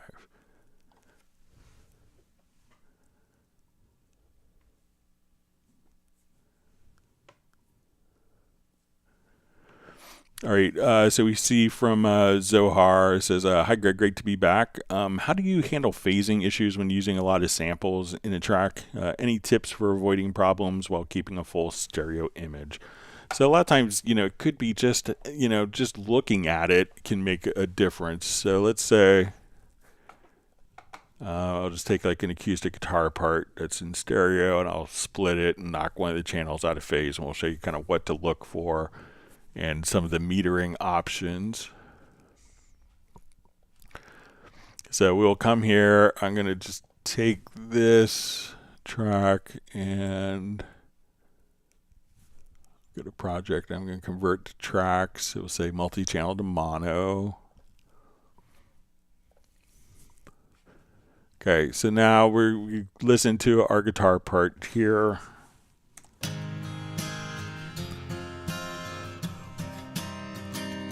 All right, so kind of looking at, zoom in on the waveforms, okay? And what you want to see is where, let me just hide this track.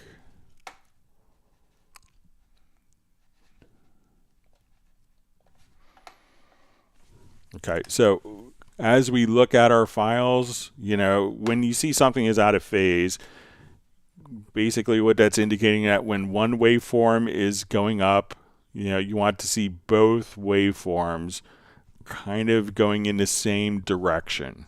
So if we kind of do this now,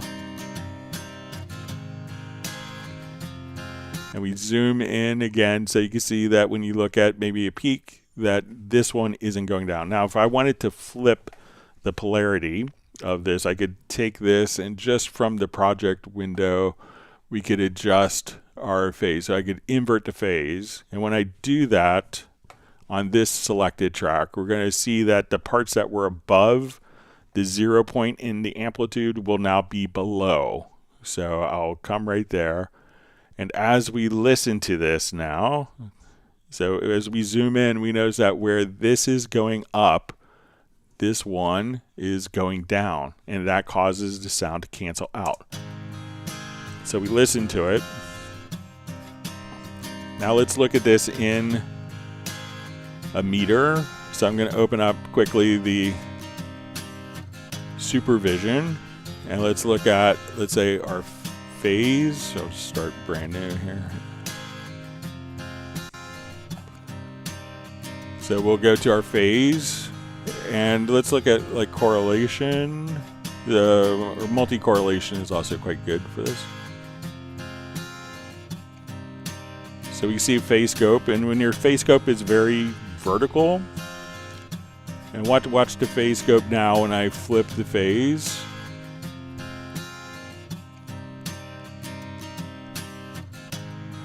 And let's come over here to, let's say, our multi.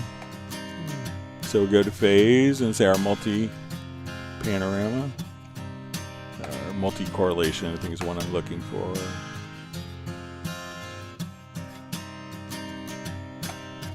So now when I flip the phase on one of the tracks, I'm going to do it just on one.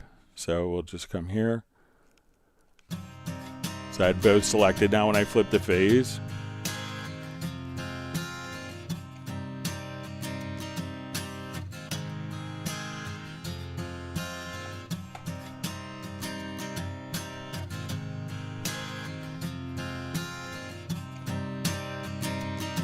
clear all the solos here. Hang on.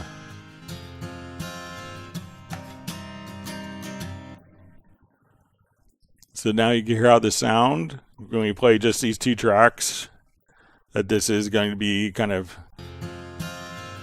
So when we see a lot of frequencies in red, these are the frequencies that are out of phase.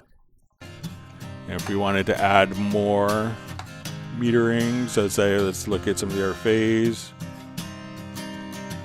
So again, we'll watch our kind of healthy phase scope here, and now I flip the phase on one channel, and it goes very horizontal. And let's look at some of their phase tools that we're going to have.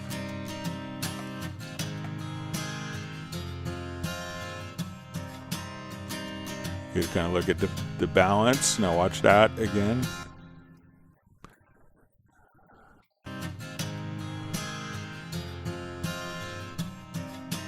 So this will give you an idea of kind of what's going on. And you can see kind of the panorama. Watch that. So those are things to kind of look out for in samples. So if you think that's something, when you add two things together that's not quite, sounding as full, run the phase scope, and then you could isolate just those two particular channels and see if you have phasing issues going on.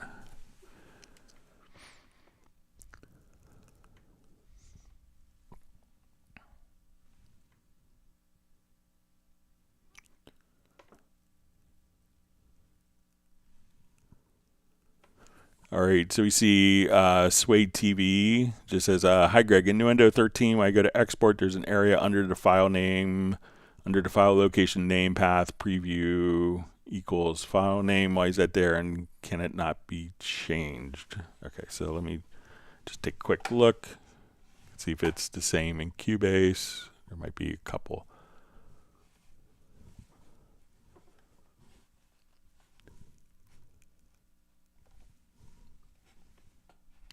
Okay, let me just... There's an area named under file location name path.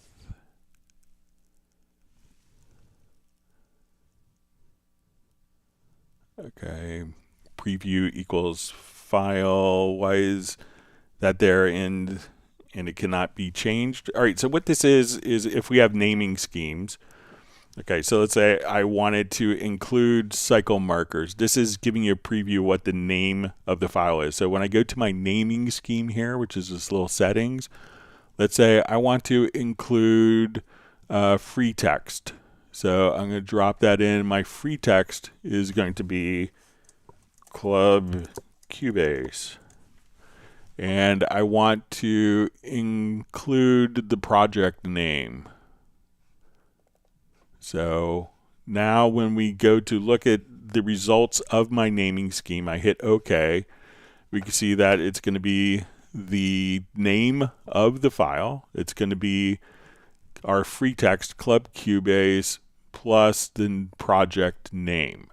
So this way we can get an idea of exactly what elements will be, so that you don't have to necessarily do 4 or 5 export audio mix downs to get the naming conditions correct. So you can see the preview listed here as well. So it's not edited there. This is showing you the results of the naming scheme that you've defined here.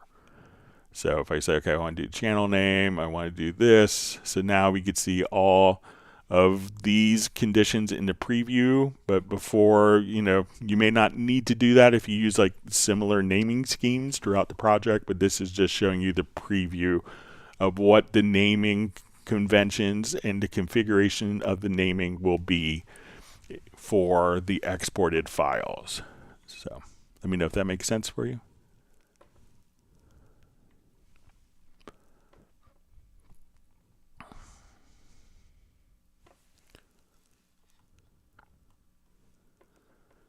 All right, so we see Jeff Sabelski just says superior demonstration of 180-degree phase and its analysis tools. All right, so I know we had lots of questions that were mailed in today. All right, so last, I think it was Mark Chiambo had a question. Last live stream says what can cause like silent area or skips in the export audio mixdown. And the one thing, as I was doing the index, one thing that came up and popped in my mind, I had a brain cramp on, that I wanted to mention was the fact that some of when you're exporting files, one thing to look out for is when you go into like a Mac OS, and there's an issue with Mac OS file formatting. So check your actual, let's say if I wanted to come over to a particular drive, but make sure that you're using the Apple formatting for the particular drive. So once you check the formatting, I think it's like Apple extendable disk format. Make sure that you're using that. Often if you export the saved audio file directly, to a different drive, you won't run into that, but it could be on some formatted drives on Mac OS that you run into that. So I was hoping Mark may have been on the live stream today, but hopefully he will see this. All right, and we had a question also about last week was how to do what the blind panel in the MIDI remote was set up for. And again, that's going to be just kind of like what I was kind of speculating, that if we wanted to, as we were adding different components, that as we go to add like our different knobs, it's more of a decorative function. So it can't actually, trigger a particular key. So if we were, and just to kind of do this again, let's just we'll set up a new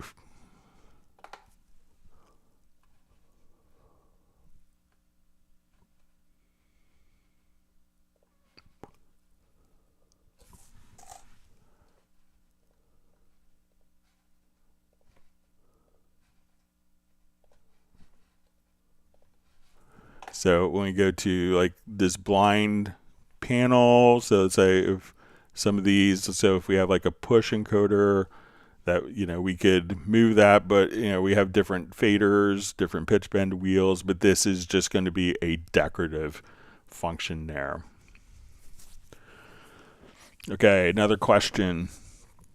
Hi Greg, I was able to create a project logical editor to trim volume to a whole track, but can you help me do one to affect only cycle between markers? I mean, to rise the volume of a track only in the selected range.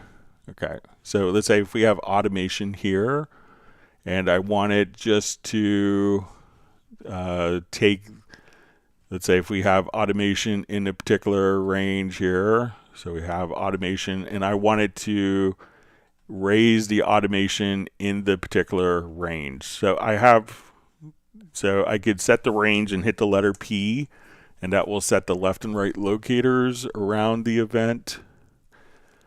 So let's go to the project logical editor.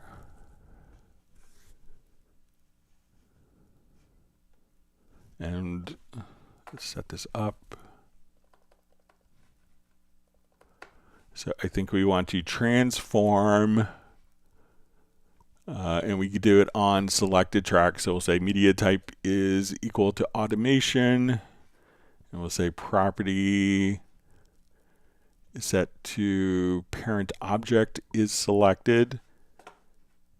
And we want to also say our position is in between, is inside the cycle.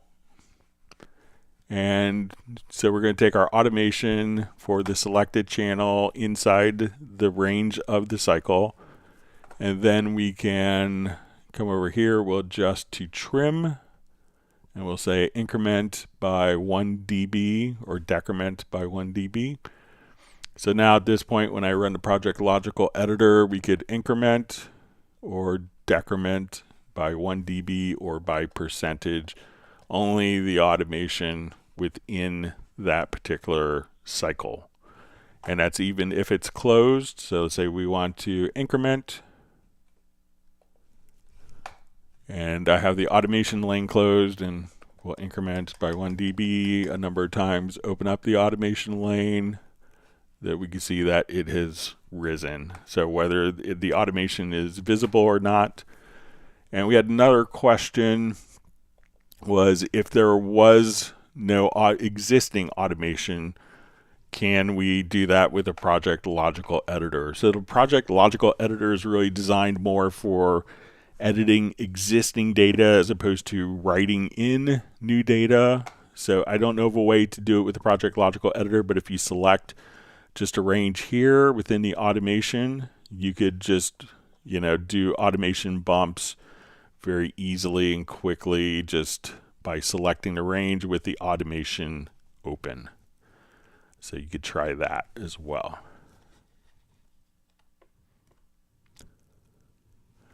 Okay, next questions we answered for Captenergy music. All right.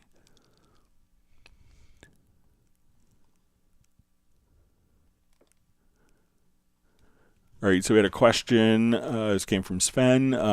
Does a crossgrade from Cubase to Nuendo on the current promotion maintain my Cubase license in full, or is my Cubase license turned into Nuendo?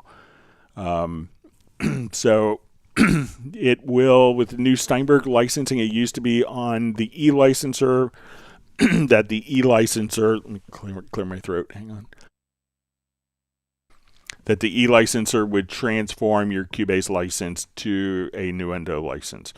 Now, so that's how it worked on E-licenser, but since version 12 and version 13, now when you do a crossgrade from Cubase to Nuendo, which I think is 50% off now, you get to maintain your Cubase license independently of your Nuendo license. So you'll have full licenses for both. So you don't lose your Cubase license, you have your Cubase license, and in addition to that, you have your Nuendo license as well. All right, let me jump back, see if we have any more live questions.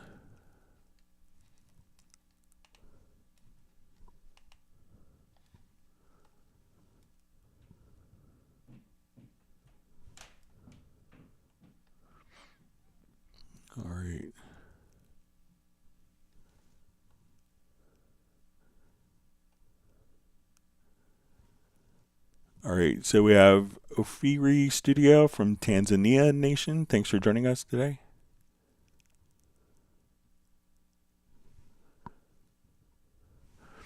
All right, so we have a question. Hi, Greg. Is there a way to make the console EQ look like analog console EQ with round knobs, typically like an SSL style EQ?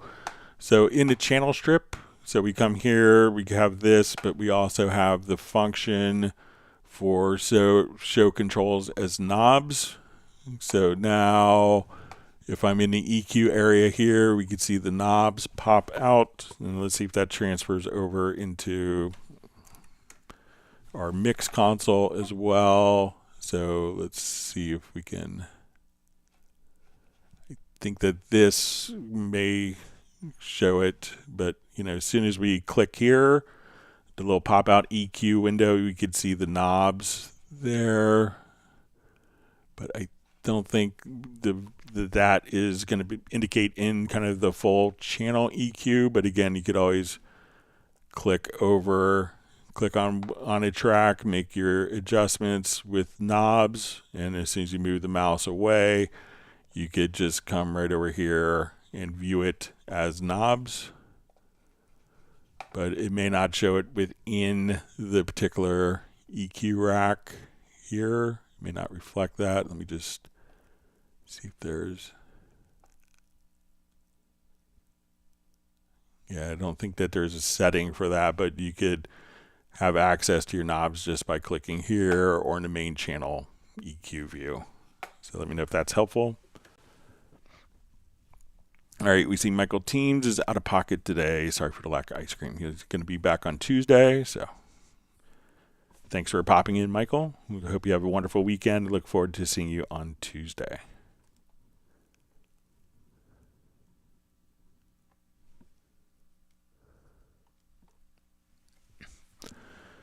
All right, so we see from Ladislav Fazakas, it would be great if MediaBay would receive an upgrade with an AI assistant to recognize the project and recommend sounds based on it. Yeah, I could see that, but sometimes I think the most creative things is using sounds that you don't think that AI wouldn't think would be used for it.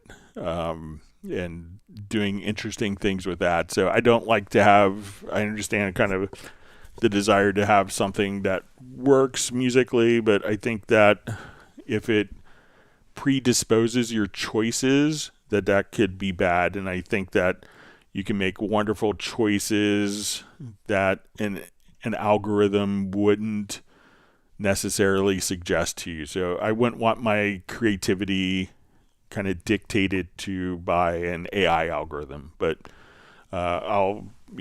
the team at Steinberg will see this regardless, but I'll make sure to pass it on.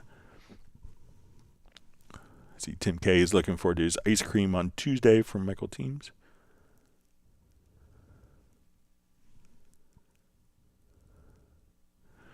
Okay, Michael Graybill says Nuendo crossgrade is interesting. I recall Hans Z used to use Cubase while his engineer used Nuendo a long time ago. I think he's using Nuendo to compose these days. Any reason to stick with Cubase? You know, for a lot of times, you know, Hans is still doing everything in Cubase. So I think, you know, like there's many engineers there. Some of them run Nuendo, a lot of them run Cubase just because it's the same thing that Hans is using.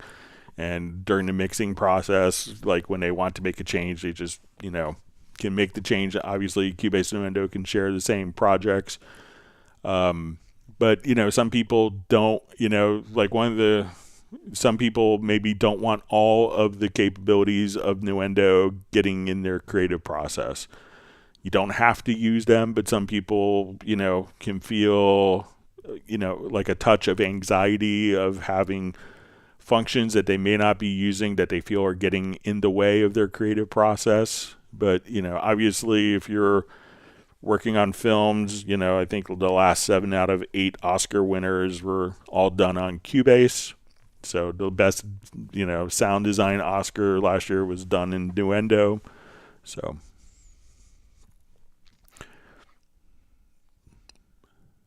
So either one's a great choice. See, Jeff Sabelski says he still likes having both Cubase Pro 13 and Nuendo Pro 11 as separate licenses.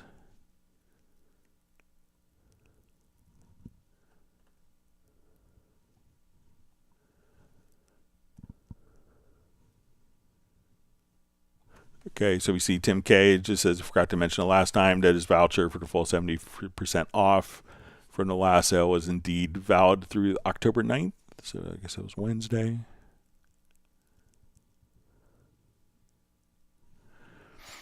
All right, so we see WarU303 who asks, if we already have the arranger track that we can put objects on, any plans to take the range of those objects and select everything beneath them so that we could select everything and move around easily? All right, so let's take a quick look.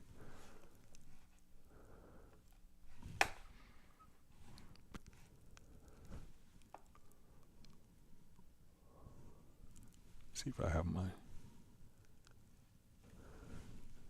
Open up a project with utilizing arranger track.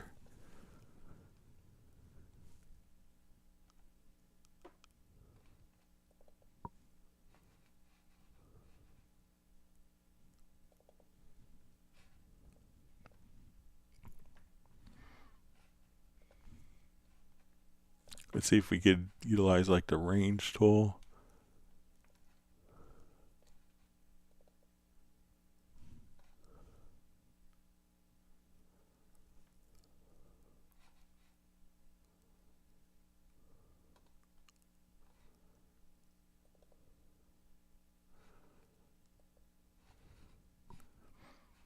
All right, so if we have the markers, we could double click and move the elements between it. But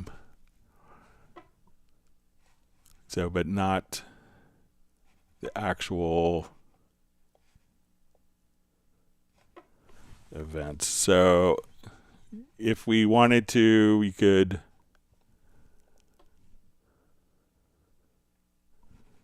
let's say if we have an arranger event here,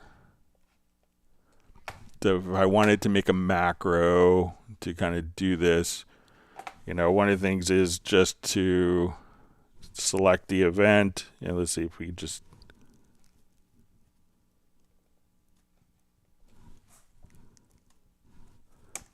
and hit the letter P and insert cycle marker. All right, so let's say I have this as my event. I know this is a bit of a workaround, but I think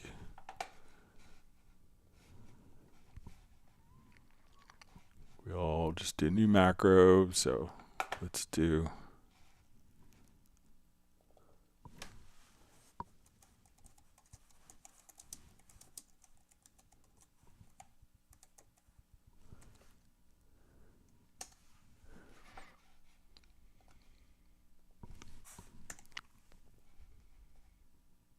so we'll say locators to selection.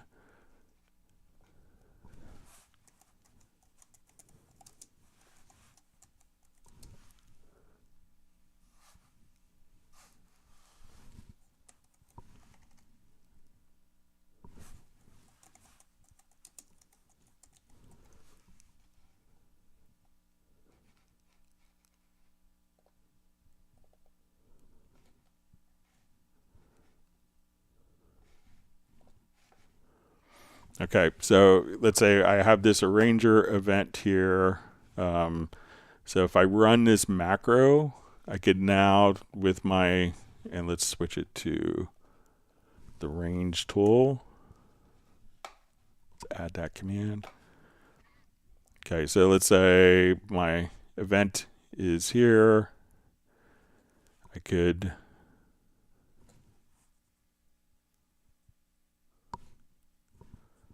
run the macro.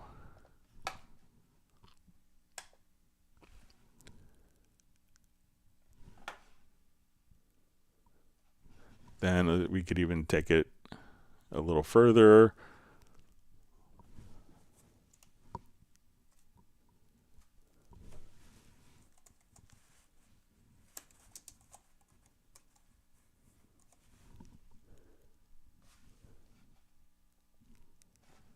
Let's add that command.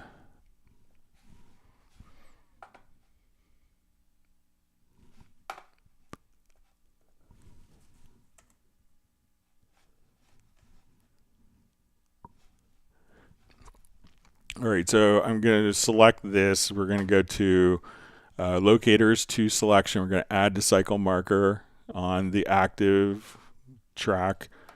We may not even have to add the cycle marker, but let's say range to the selection. We're going to go to the selection tool, split range. So let's say if my marker is here,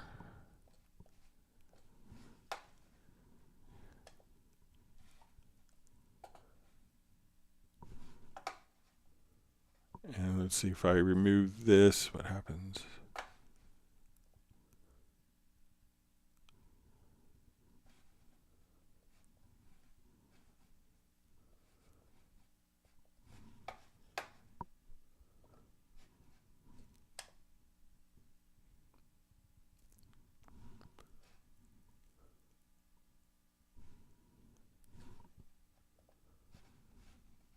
Maybe I'll just do without the range here.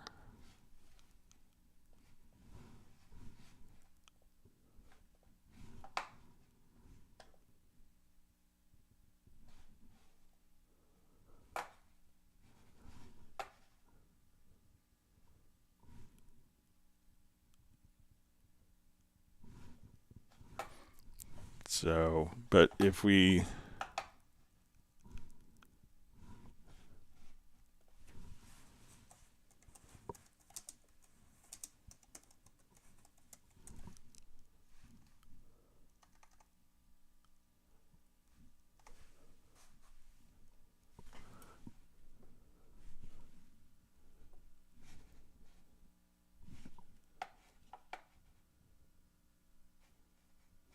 yeah, so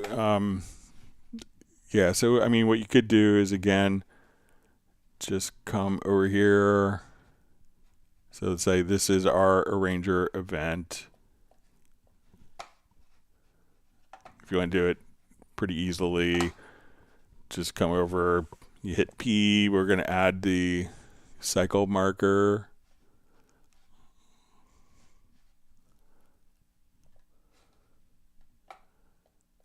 And then with the range tool, you could double click on the cycle marker and then move all of the events over like that. So, but like you see, we're selecting the cycle marker with the range and moving the range below it could make sense as well. But I'll definitely pass that along.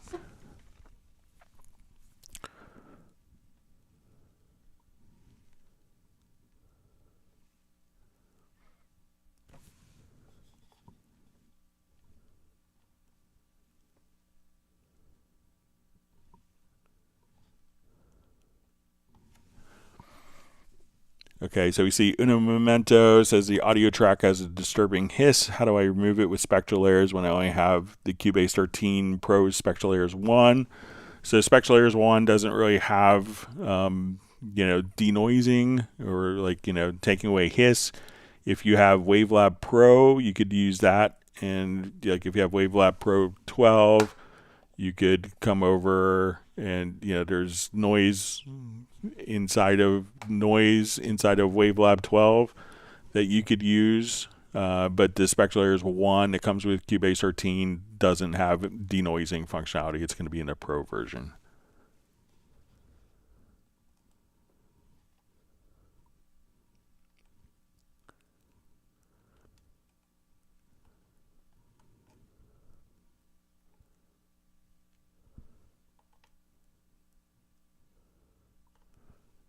All right, sorry, my chat field jumped to me.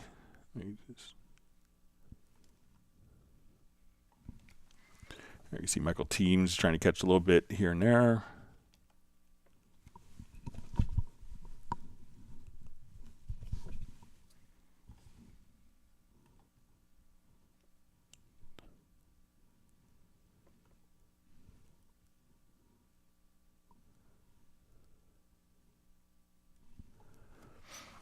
All All right, Etienne Lane asks, is there a way to create a volume envelope which does not actually control the volume fader but still controls the volume of the track, almost like pre-fader volume? Yeah, so all you have to do is just come over here, grab the pencil, and then you could just draw in and adjust the clip gain right there. So anytime that you select an event, you can just grab the center handle and adjust accordingly. Or if you wanted to have dynamic changes, grab the pencil tool, and then you could just draw in changes right there. And then if you wanted to increase and decrease the overall volume with kind of the dynamic events in place and still have those retained, you could adjust accordingly there.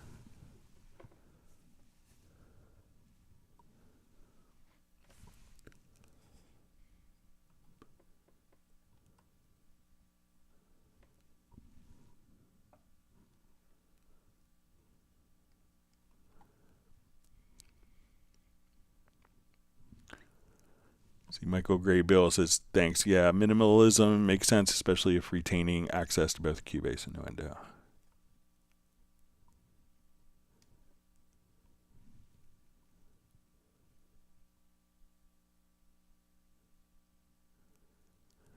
All right, so we see from Where Are You 303 says, oh man, is Amos Moses the one from GTA 4 OST?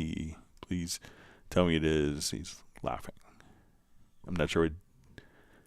Is it a Grand Theft Auto 4? So it's a project I got from, I think it's an old song, but it's a version I got from my friend Fred Corey.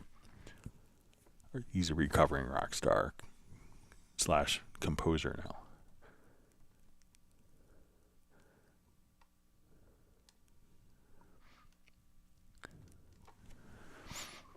All right, so we see from Joe Steele, says, I'm just new to Cubase, and I'm amazed that you do these live streams. Thank you for this from Sweden. Now, thanks for joining us, and we hope to see you on many more live streams.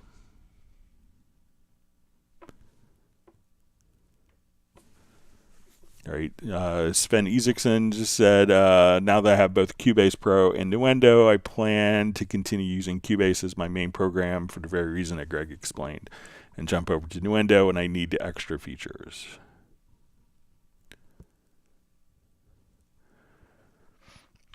All right, so we have the Fallen Pianist asks, the Fallen Pianist 2 asks, is Cubase or Nuendo better? So we could think of, they're both incredible programs.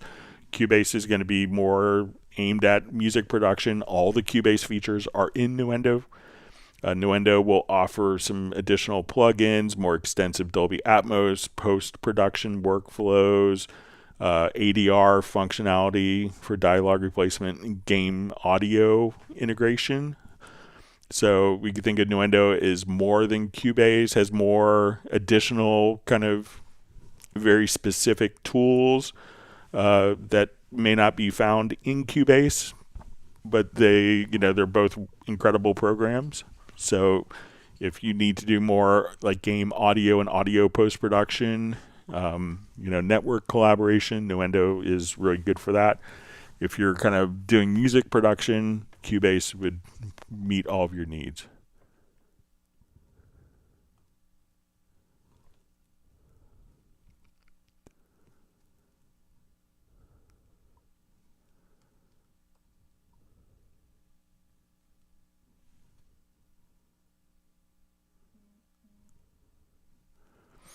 All right.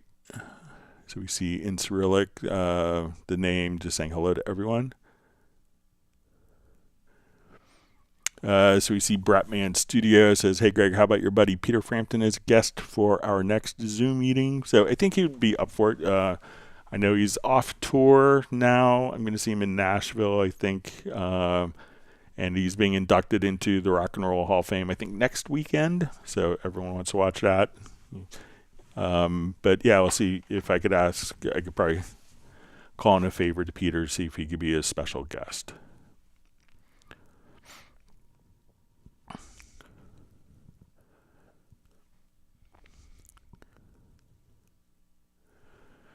All right, so we see from Uno Memento, just says, I meant there's an extra pop or click on a track. Is there a way to remove it with Spectral Layers 1? Yeah, so if you see that you have like a pop or click on a track, let me just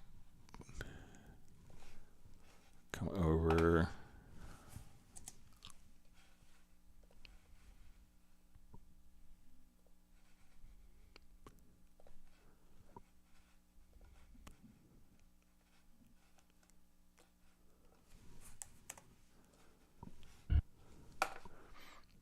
Okay, so you could, if you see like a small pop or click, if you zoom in all the way, so it's double click and go into the waveform.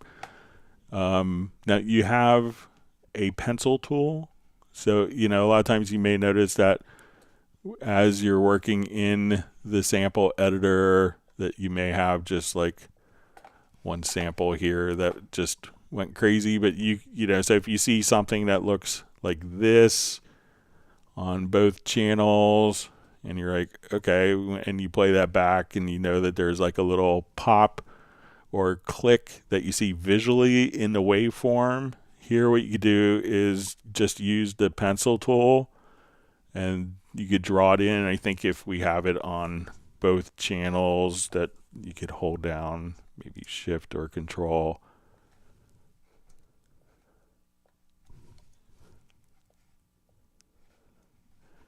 But you could use the pencil tool to kind of draw it in. And if you wanted to, if you see it in Spectral Layers, what you could do. So, Spectral Layers is really more kind of for frequency based editing. But if you wanted to really get into and find, so if it's kind of across all frequencies, drawing it in is a really good solution. But if we wanted to come over here, and let's just say now I want to jump into Spectral Layers. So now when you double click, we can get more detailed editing where we could just say, okay, I want to take and you have different kind of selection tools here. So you can say, okay, I want to have like a magic wand tool, and then you could kind of find different frequencies that you wanted to delete altogether. So you could do stuff like that in Spectral Layers. Even in Spectral Layers 1, you could take out different things, but a lot of times, check to make sure that, as you're working, if you could just draw it out in the sample editor. So then that would probably also help using the pencil tool in the sample editor.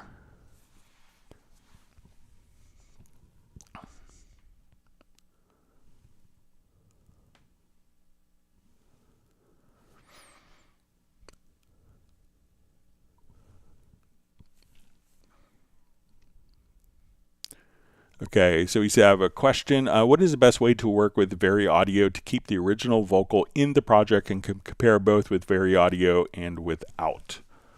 All right, so what I often do,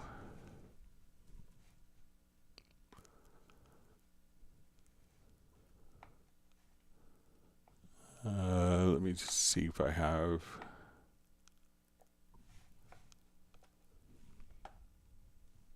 So the approach that I take with this often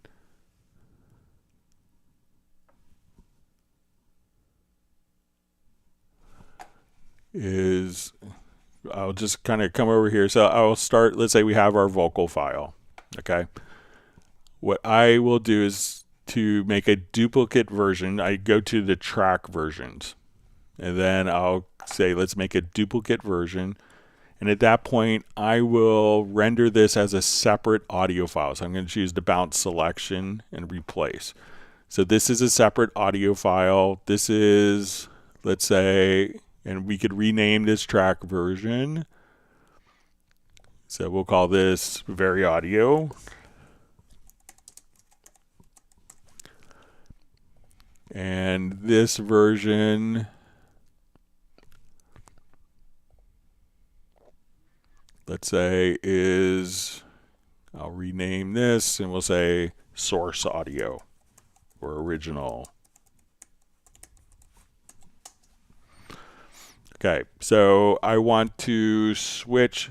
So this way, all my settings, all the effects, all the EQs, everything is there. So I'm going to go to my very audio. I want to now, we'll go to the very audio, do our editing. Let's just move a bunch of notes here and really take out all vibratos. We'll do just painfully bad choices here with our very audio.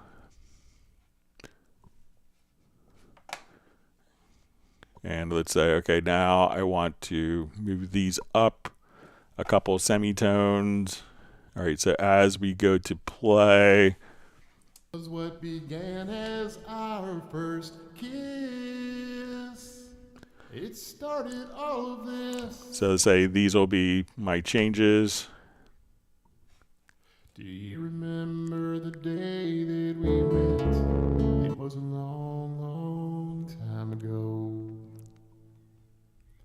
And I still love you like the day that we met. Oh, a long, long. All right. I'm married with kids. All right, so now I want to switch to the original track. I just click right there. Do you remember the day? Let's go to the very audio. It was a long, long time ago. And do you remember the day that And let's switch to our source original. Do you remember the day that we So we see all the vibrato. It was a long, long And let's go to my bad very audio edits. And I still love you like the day that we met. So let's say we're at 430. We see that these notes are elevated. So I have the original, the source audio that we double click, and my original audio, or my edited audio, that we can just go back and forth and make easy comparisons to. So I like to use the track versions and be able to kind of pop back and forth between those. So I could always go back to the original just in case someone's like, I liked it originally this way. And you go, oh, did you? And play it for them. You know, it's like I always remember I got to work a couple of sessions with Phil Ramone, and he would actually always be running like a recorder, often tape or a DAT, or just like a separate recorder. So to have someone said, I really liked what we did 2 hours ago, he could rewind and play that for them. It's like, no, that wasn't better. And yeah, because he just recorded the whole session live so that they could always pop back if needed. So.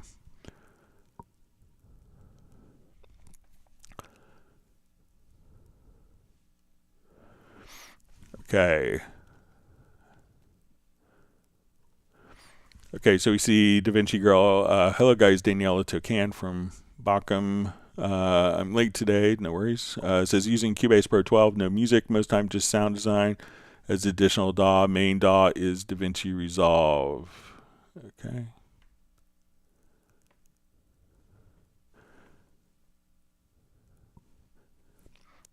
Okay, and we see another question from Where Are You 303. Okay, another. Let's say I have 4 samples connected. I want to join them and control their volume all together, regardless of channel volumes currently. If I glue them, I can't edit unless I render. Is there a better way?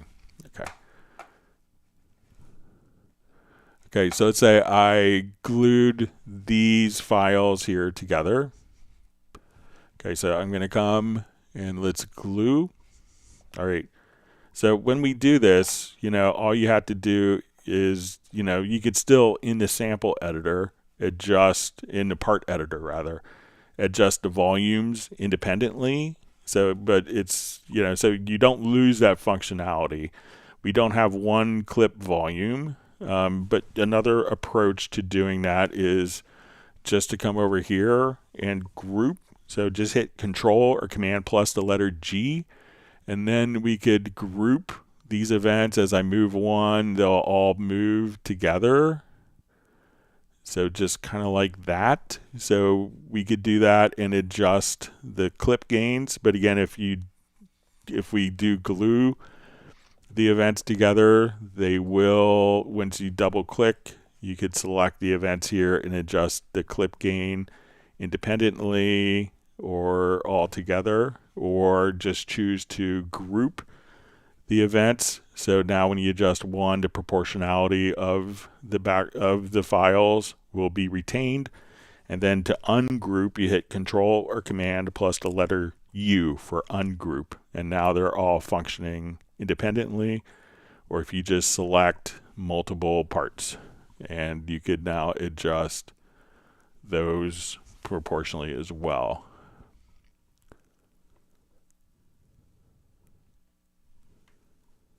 So let me know if that makes sense for you.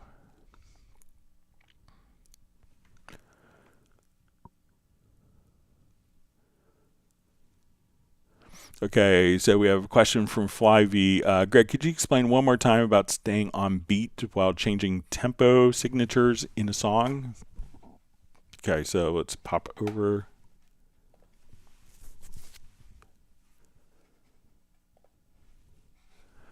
All right, so I'm going to open up signature track.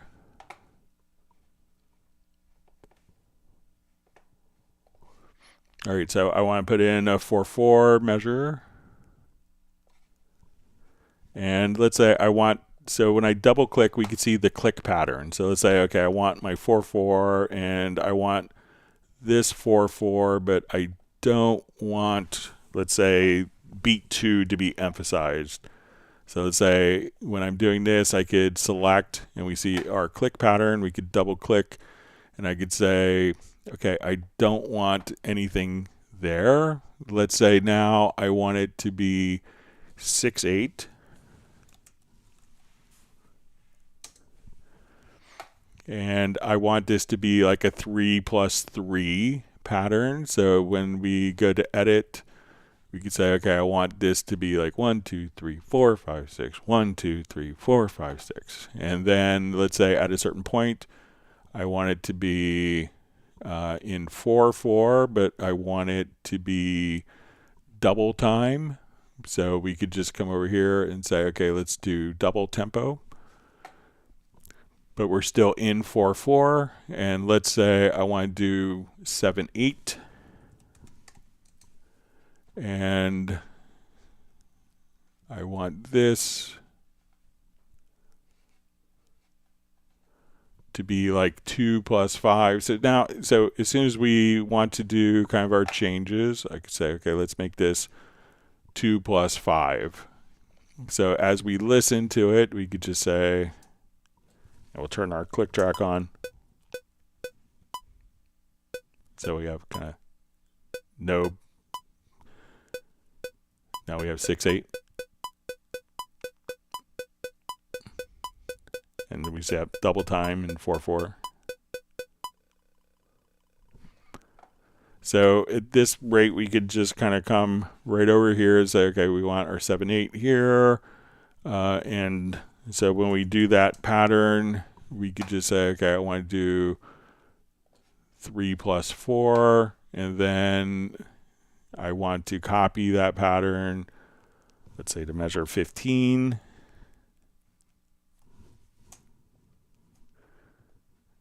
We can put in our 7/8. And I want this to be 4+3. So again, I could just take my different. So we can see that. And now this one I don't want to hear on a half note, then beats 3 and 4. And then we're going to go to 6/8. Then 4/4. Then we'll go to 7/8 where we do 2+5. And 7/8 where we do 4+3. So that way you could always have whatever pulse is needed for the click track. So let me know if that's helpful for you.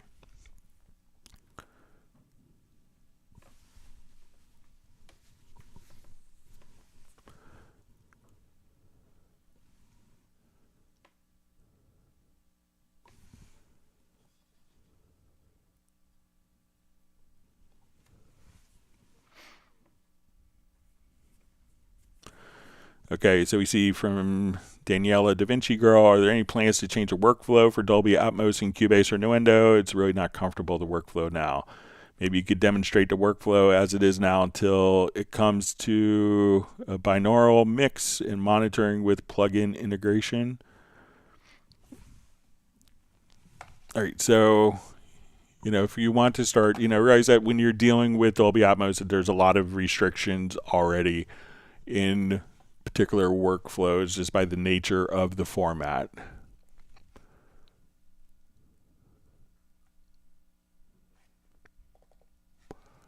All right, so you're always going to want to work at 48K, and you always want to work. So I'm going to take just a project, and you want to make sure that your buffer size in your audio interface is set to 512 samples. And these are just things that have to be set up when working in Dolby Atmos. Okay, so and we'll make sure that our sample rate is set to 48K. So I'm going to take this particular file, let's say a guitar part.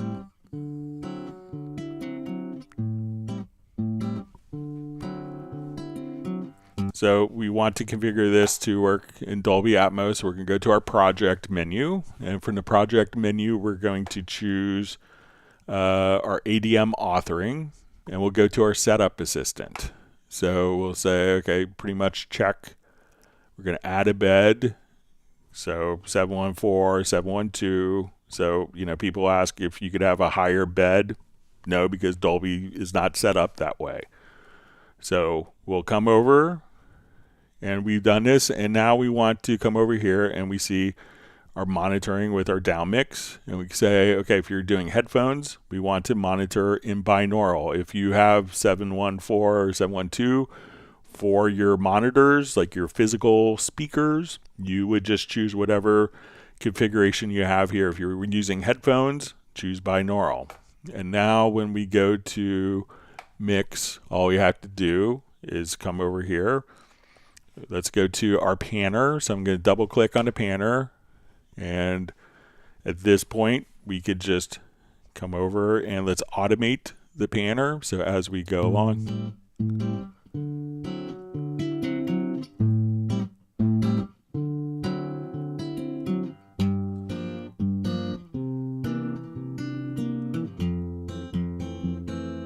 If you have headphones on, you're probably hearing this kind of spin around.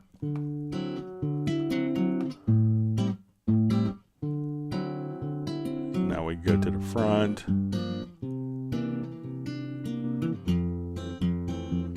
So now we've automated those changes.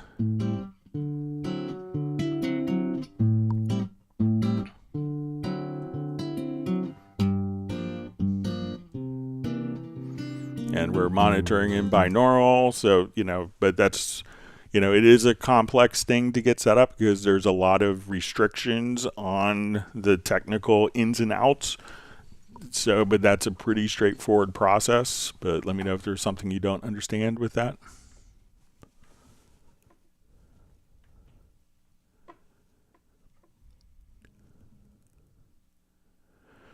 All right, Joe Steele asks, are there any plans for an articulation track, or is there one already? Yeah, so we've had it since Cubase 6. So it's all you have to do. We kind of were the first company that we invented the concept, and now you see all the other companies kind of doing it. So if you want, and it'll just show up as part of the MIDI editor. So let's come over. And all we had to do, like if we have a Halion-based instrument, we have this concept of expression maps. So we could just come right over here, we'll see expression maps. So I have a Halion-based instrument, so when I double click here, I could just import the key switches automatically from the instrument. And then when we look here, we just switch to our articulations in dynamics, and all of the articulations are going to be just included right here. So these are all the articulations in this particular instrument, so that when we hit play, we'll solo this.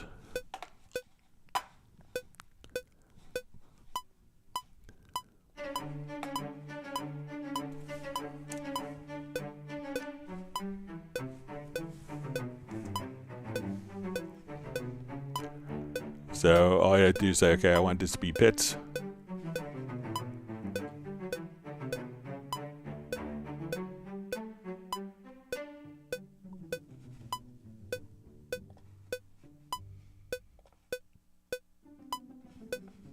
And I'll get it before.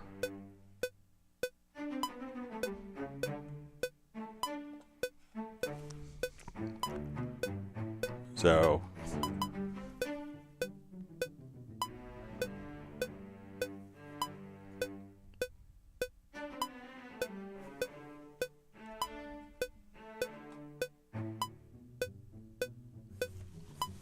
and so you could have all of your articulations just immediately in as part of your MIDI key editor. So again, that's a concept that Steinberg invented.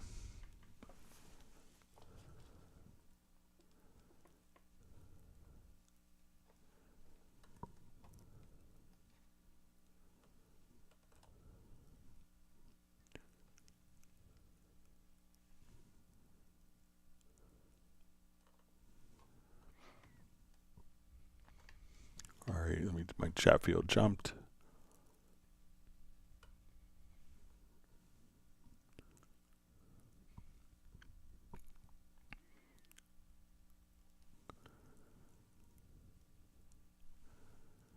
Okay, so DefCO asks, if I have some silence before a sample loop, is there any tool to simply remove it?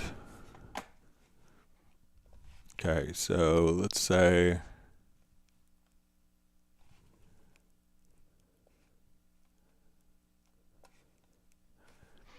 in this particular sample loop, so I'm not sure if you want to remove it permanently or not, but if, so we could just choose to, if you want to just say, okay, I want to move I want this sample to start, and I could just hit the letter J to take snap off. So let's say I only want the start of that sample and the end. So we could grab these bottom handles. So at this point, if we want it, so it's playing a portion of the particular file. So we could, just trim the beginnings and ends if we want to also come into the sample editor. So we'll double click and let's go to definition. We could add regions as well. So you say, okay, I want to come right over here and say, I like this, I don't want that and that, but maybe I don't want to totally get rid of those. I could add that as a region, and we could say this is the good part. And now if I want to just drag that region out without having to cut that, and if we go to our pool window, we can see that now we have our regions will be indicated with a little plus symbol. So the full file is there, but I could just drag out the part that I want to be regional. And if I wanted to also just, choose to do a render in place of that particular. So if I wanted to create a new file, I could go to audio to bounce selection and we could replace the events. Now it's a new separate file. Or if we wanted to render in place, we could do that as well. So I could say, let's render with settings. I want to give it a specific name. So we could come over here. We'll use a custom name, October 11th. And then we could create a new file of just that. So, 4 or 5 ways of being able to kind of trim out silence from the beginning. So let me know if that's helpful.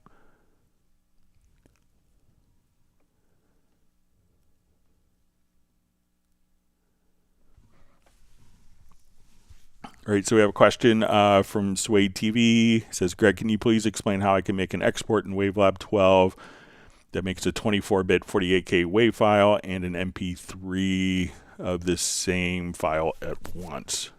Okay. So let me open up WaveLab.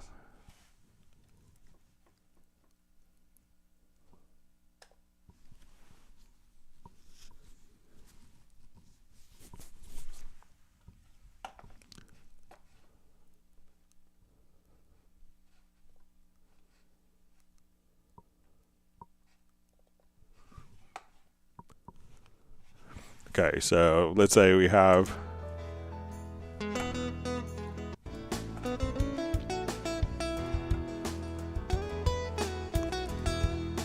right, so I have this, so I'm gonna just click on the render, and we want to do a multi-render.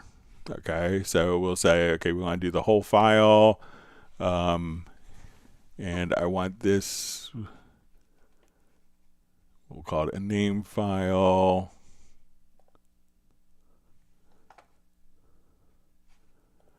Okay, and then we'll come over here, let's edit our single, let's edit the multi-format. So we'll say, okay, click on the plus. So I want this to be a wave 24-bit. Click on the plus here. I want this to be encoded to an MP3 320K. I want this to be encoded as an AAC for iTunes. And now when I come over here, I'll hit OK. And then we just click on Start. And let's just give it a folder location.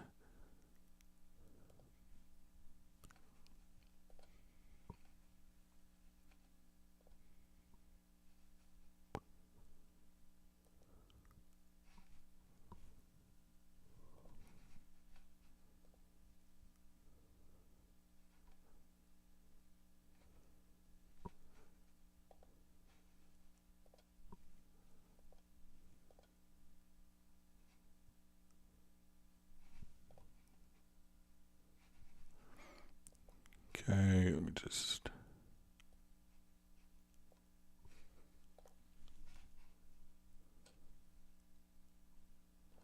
Okay, let me just put these into. I think we have the option of putting them into keep independent folders.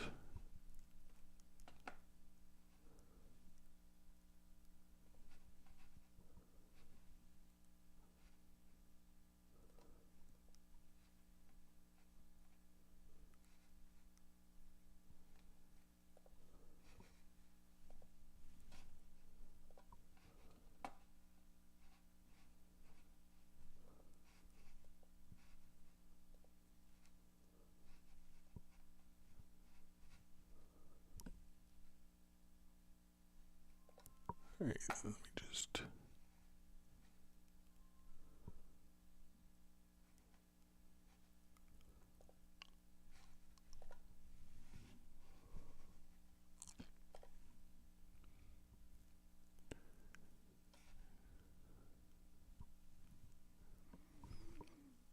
And then they're just export it. So just come over to multi. Go to click on render, and then you wanted to click on multi, and we can see that you have the Sona wave decoded and your different files right there, and you could save that as presets. So that's all you have to do.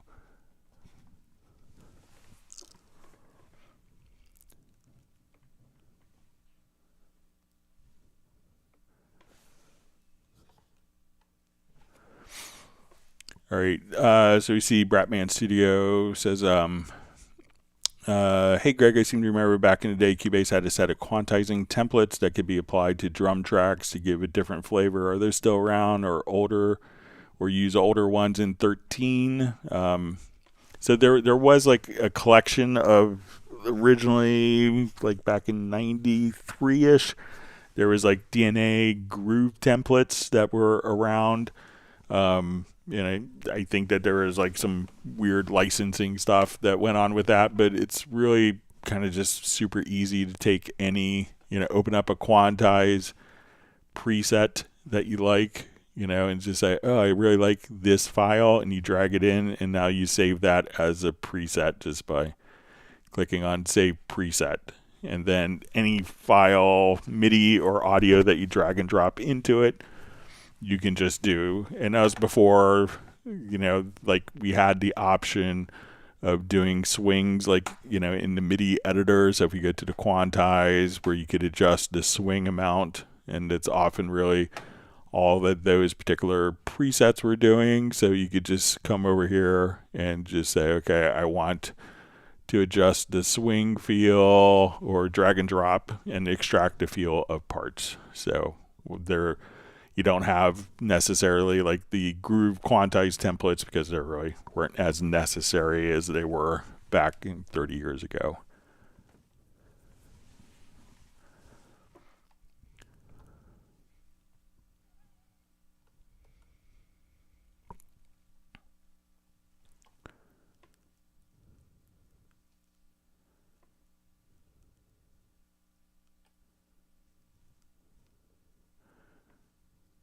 All right, you see Gareth is just saying arc.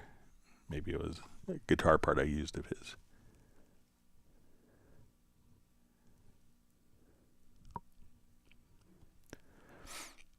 Yeah, we see Jeff Sabelski says now we could go beyond where Stravinsky went with time signatures peacefully. So yeah, I just played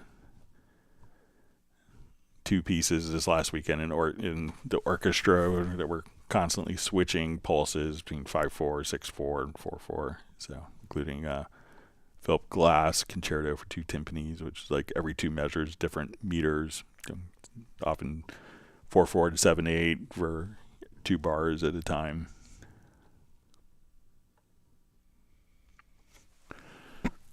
All right, so we see from Suede TV, I just upgraded to Absolute, and in Groove Agent full version, I cannot find or see my percussion library.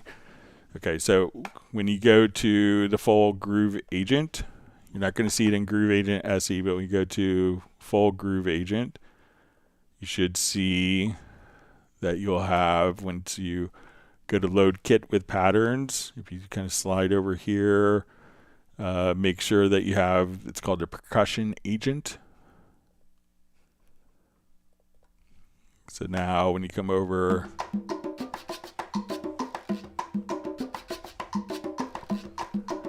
you should be able to kind of switch between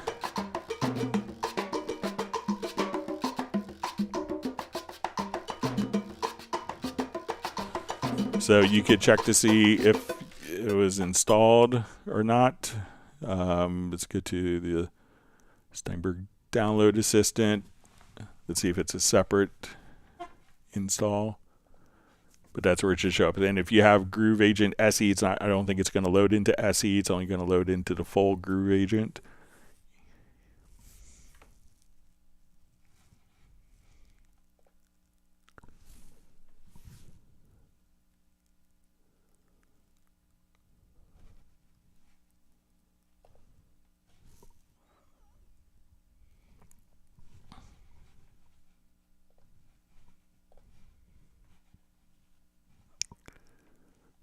All right, so we'll come over here to VST Instruments and Plugins.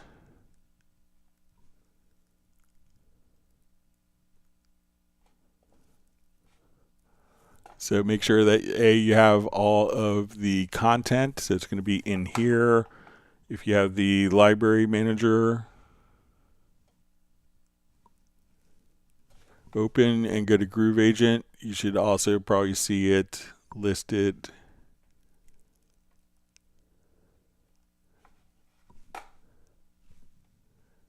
Probably in the factory content. Let's see if it shows up separately.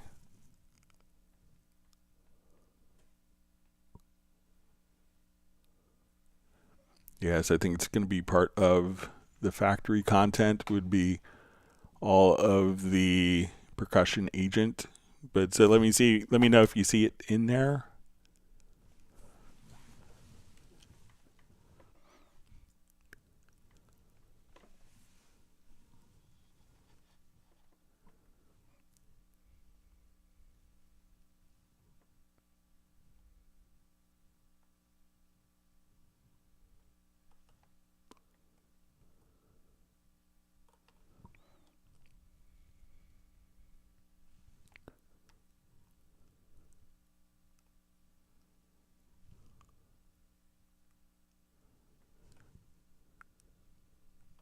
All right, sorry, just my chat field jumped.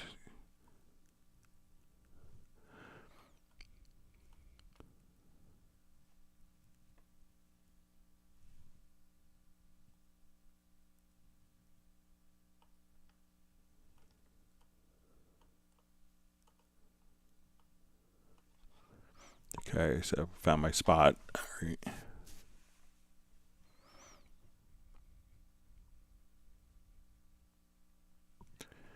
All right, so we see just from Jazz Dude says maybe Greg could do a special iterative quantizing swinging grooves. Yeah, so one of the things that we could do is, let's just say,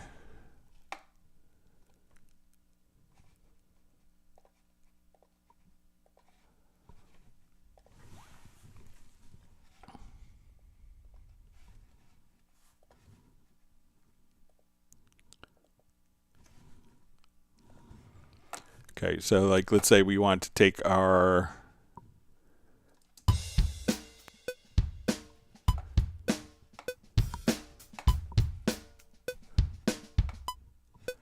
so let's say if we want to just maybe just solo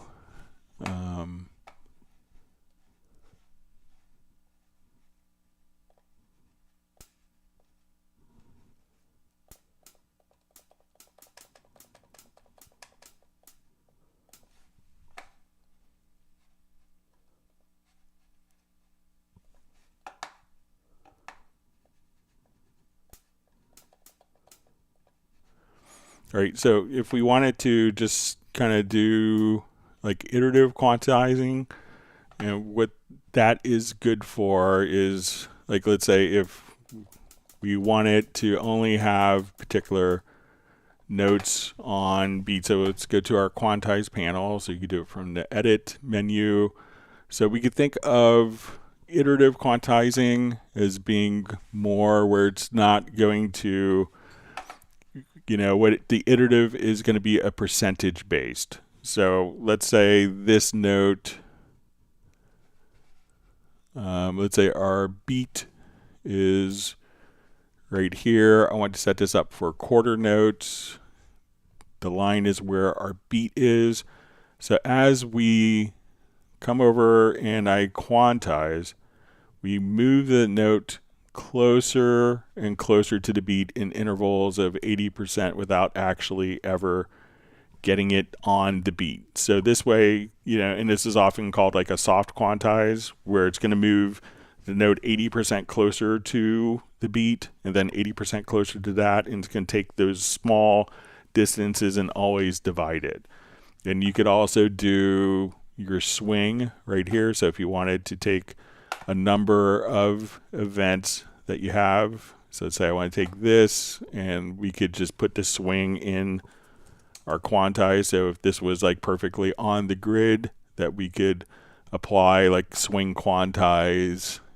And even if we do different values, like right now I went to quarter notes, but if I switch it to 16th notes, it still goes back to the original data. So, but between those two, you could, make a whole lot of different presets, and just dragging files in, it's very easy.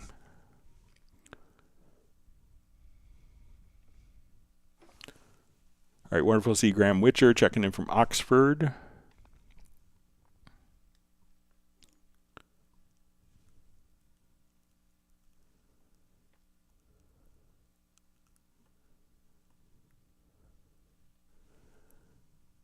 All right.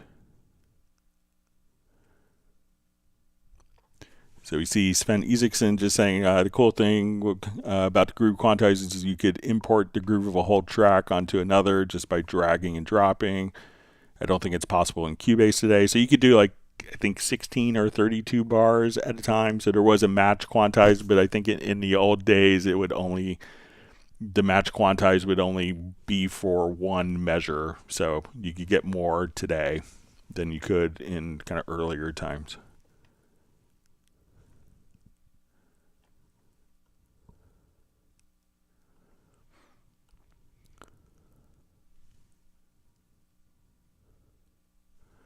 All right, so we see Bratman Studio says, hey, Greg, talking about back in the day when they were quantizing templates you could apply to your beats, possibly a Kai. What do you remember, and how would one apply within Pro 13? Thanks, So again, there's a lot of different MIDI files that are just the feel that you could download. Keep those as libraries, drag them into the Quantize panel, And from there, just simply save as presets. All right, FlyV asks, how do you move your cursor forward and backward? What's the keyboard button? All right, so you could use the plus or minus key on your numeric keypad. So that's like a fast forward, rewind. And if you want to nudge, so let's say we have our nudge value here set to bar. So let's say if I'm here, I'm at measure 8. If I hold down Control or Command plus the plus sign on the numeric keypad, we could nudge forward by the snap amount. So if I switch this to beat and I hit the minus sign plus Control or Command, I could navigate by beat forward with a plus, or by beat with, so we could do backwards by the beat with minus, forwards with plus, if I wanted to switch this to bar, or if we wanted to switch to quantize value. So let's say I have my groove quantize and I want to advance by the groove, since we're just talking of grooves. So I could go back and forth based on the groove. So if we wanted to use a particular groove quantize preset, so you could access it there quite easily. So try the plus and minus keys on the numeric keypad, and to nudge, just use the Control or Command key plus the plus and minus keys. All right, so we see Recyclops is checking in from Finland. It says almost missed the session, or will have missed most of it. It'll be available for replay. You just have to hit the like button.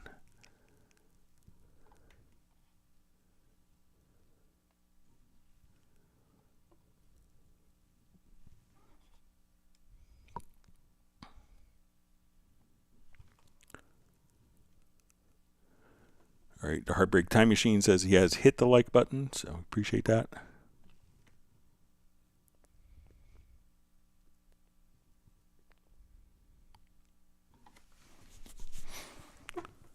All right, Anthony Clark asks, hi everyone, happy Friday. Hi Greg, do you know why when duplicating a track, a track channel, the events get locked or grouped together? Check the mixer and they are not linked. So make sure that they're not in a folder. So because the folder could have an edit group on it. So let's say if I'm here,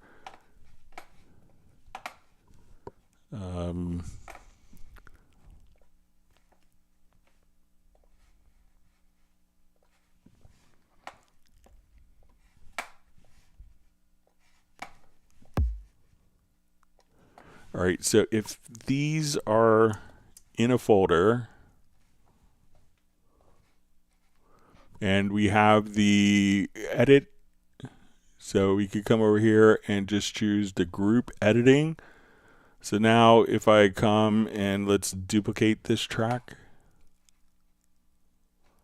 Here, so now when let's say I duplicate the track here, so right click, duplicate the track, and now when I move, that those two will be locked together. So make sure that if they're in a folder, that you don't have the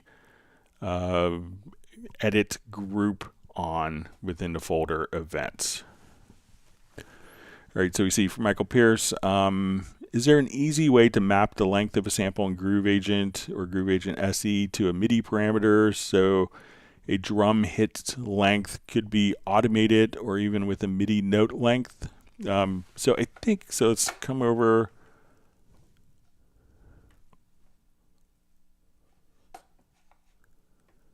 So I think you could just change like the play mode from like one shot. So let's say if we are here,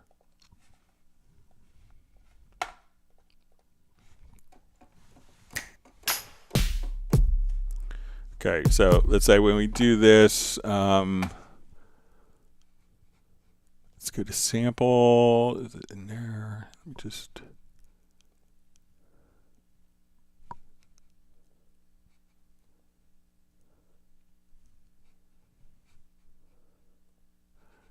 So obviously, like when I release the key, immediately it's going to continue to play. But there is, I think, a way to make it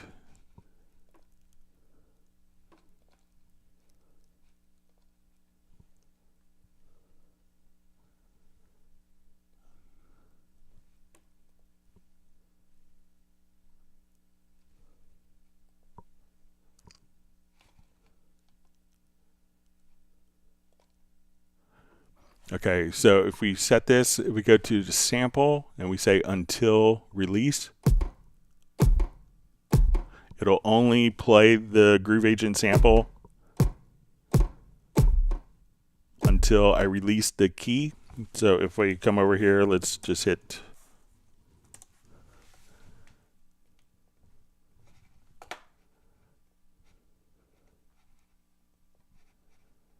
get this on the right octave.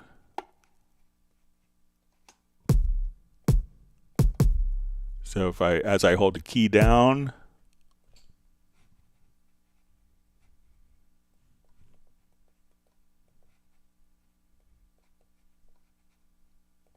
so, and as soon as I release the key, otherwise if it's in one-shot mode, which is by default, that whenever I release the key, it's going to play the sample all the way to the end. But if we switch this from one shot to until release, so let me know if that makes sense for you, Michael.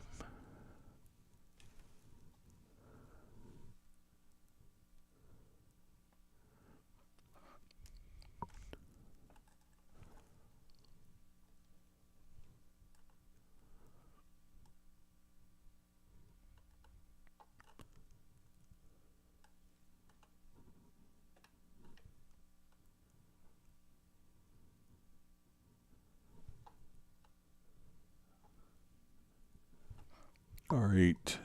All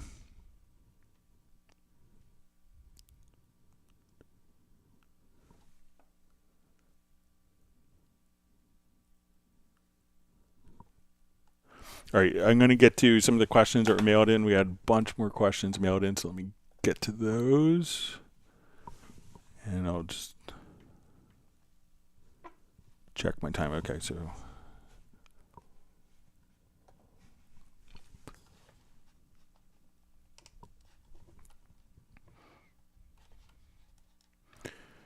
okay, so we had a question. Greg, what is the secret to getting the MIDI insert transformer to work in Cubase Pro 13? I guess I could also ask, what is the Cubase 13 equivalent of type is equal note value subtract 12? I had no trouble in previous version of Cubase, normally using transformer to subtract 12 or 24 semitones from an incoming MIDI signal, for example, to play bass notes from a 3-octave keyboard. All right, so let's take a look.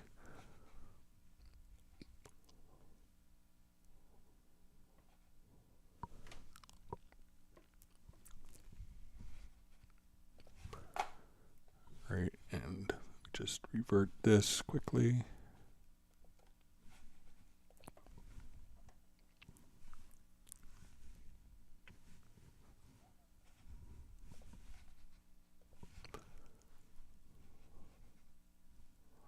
All right, so let's come over here. Let's say I'm playing this particular key on my Rhodes sound here. All right, so if we want to do this with the input transformer, so there was like some change. If we wanted to do this, so we could do it from the input transformer or the MIDI transform plugin. So if we come over here, let's go to the transform plugin. So let's go to a transformer. So we want to say, so I'm going to play the same pitch here.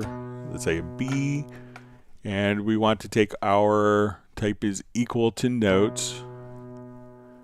And then what we want to do is take that note, and we're going to choose subtype. So this is the thing that may have changed. We'll say instead of value 1, value 2, and we'll say subtract by 12. So when this plugin is turned off,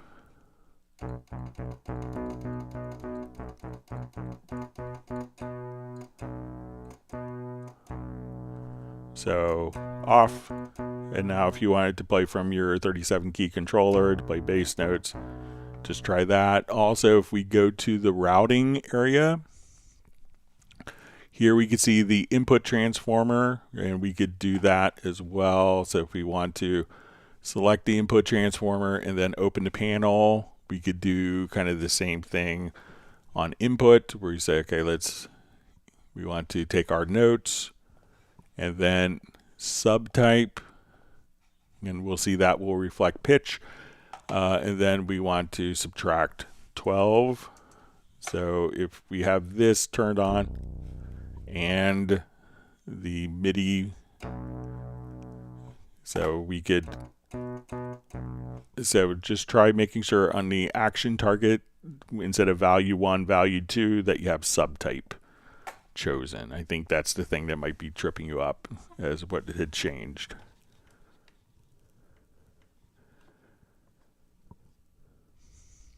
And it was from Paul from beautiful Newport Beach. It's a beautiful area in California, Orange County.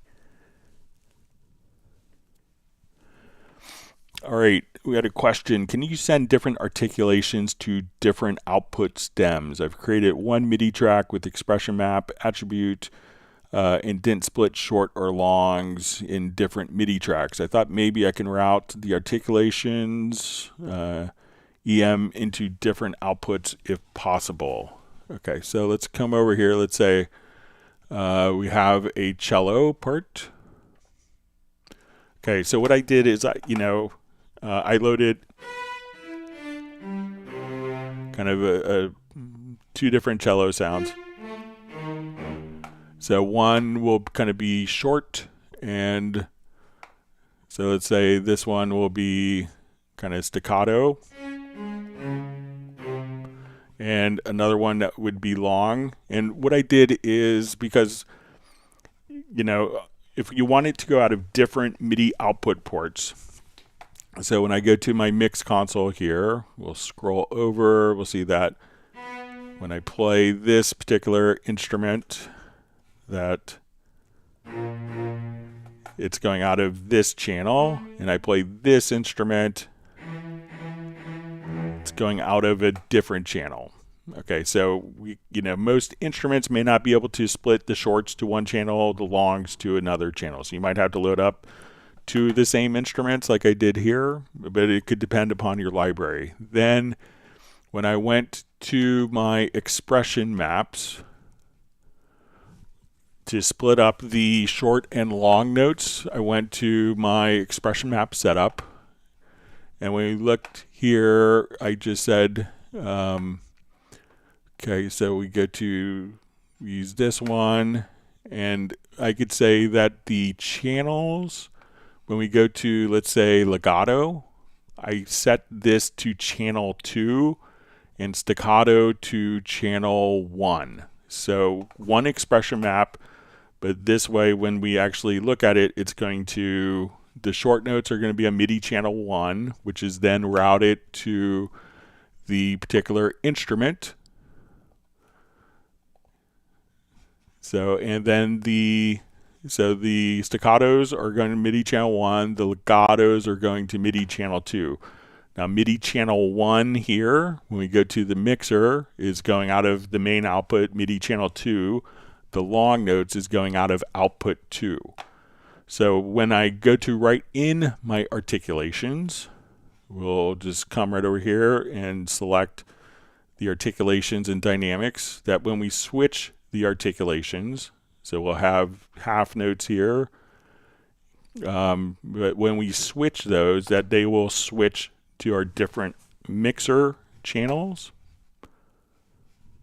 So let's go ahead, and as we play, we'll listen to it.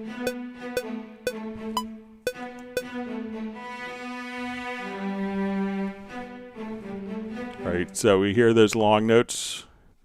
So what I want to do now is switch to the mix console.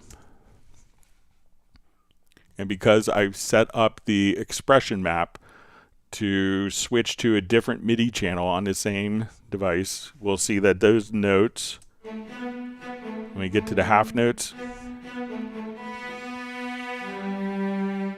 and then the short notes are coming out of there.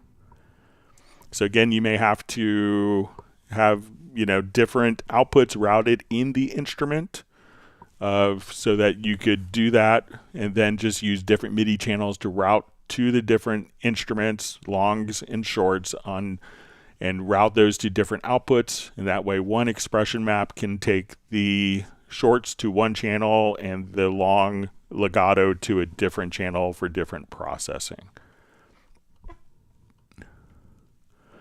All right, question.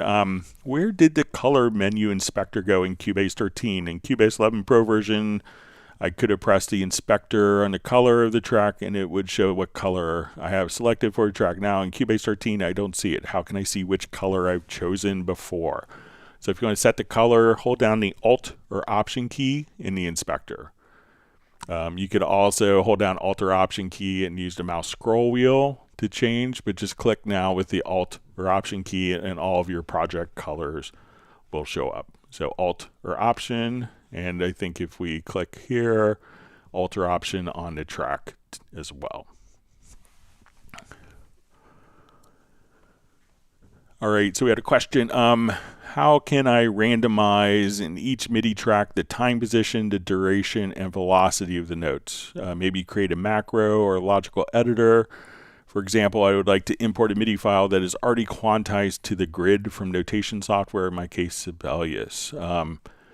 It says I have a group track of violin players MIDI, but each one of the players was created by individual instrument. Now each violin player MIDI that will receive the same MIDI notes that were quantized will be playing the notes in different time, length, and velocity. Randomize the position on the grid, randomize the duration just a little bit, randomize the velocity of each note. Can it be created with a macro? All right, so let's say I wanted to take, we'll look at our cello part here. And let's switch it over to show velocity. Okay. And let's make it a little larger so we could see. Okay. So right now we're pretty heavily on the grid. As we can see, let's look at the notes. We're all going to be starting at right on the beat as we navigate through. So if we want to randomize, so there's a couple approaches. One is just to use a MIDI logical editor. So if we go to our logical editor, we'll come over here, set up, and I think I did a preset for this.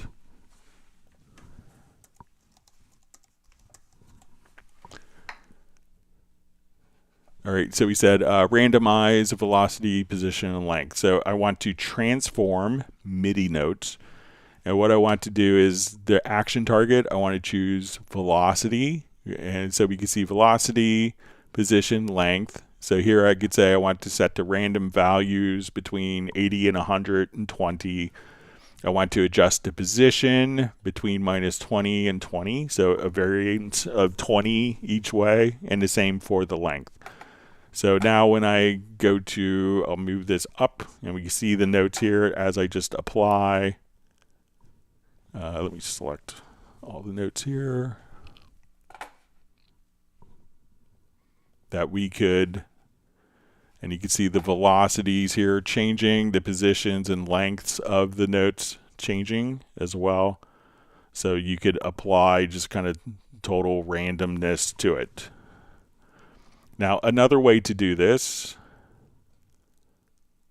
is to just come over, and there's, if we go into, and we could do this on playback only. So let's go to our MIDI modifiers. So we'll just come to our track and we'll see MIDI modifiers that will be, and here we could choose, and you could have different presets here. So if you say, okay, I want to randomize push position plus velocity, we can just come right over here, and this will do it on playback. And you may not notice the change on playback. Let's just come here.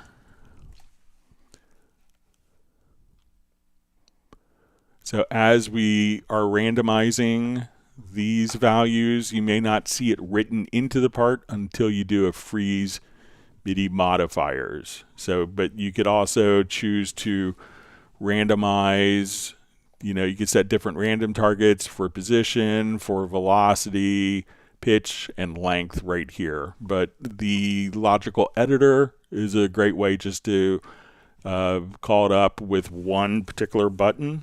So again, we could choose just to go to the logical editor to set up and say we want to transform MIDI notes and randomize their velocity, their position, and their length so it doesn't sound so sterile.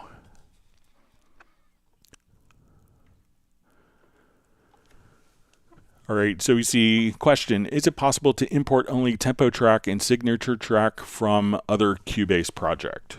All right, so say this project is called October 11th. I have tempo and signature tracks.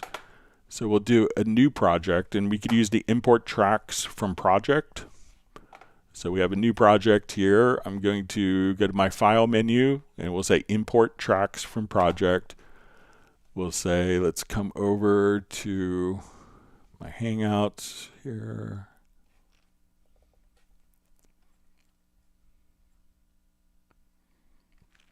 We'll go to October 11th. All right, so I select the project, and here we can see all the tracks are in this project. And I just want to select the tempo and signature. And at this point, my tempo and signature tracks are now imported. So again, just go to File, Import Tracks from Project, and select the tempo and signature track. And then you could have all those values imported automatically. All right, so I have a question. How to import a file from Sibelius with 6/8 meter and quarter dotted equals 48. Cubase always converts it to 4/4.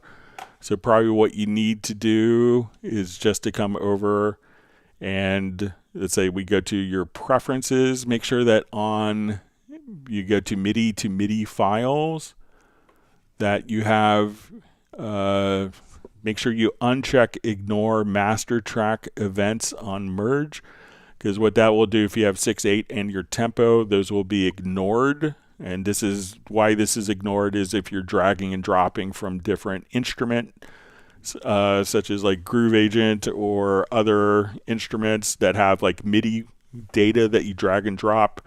We ignore the time signature and the tempo so that it automatically fits into your project. So try just coming over here and saying MIDI file and then choosing ignore. You want to tell it uncheck ignore master tracks data on import.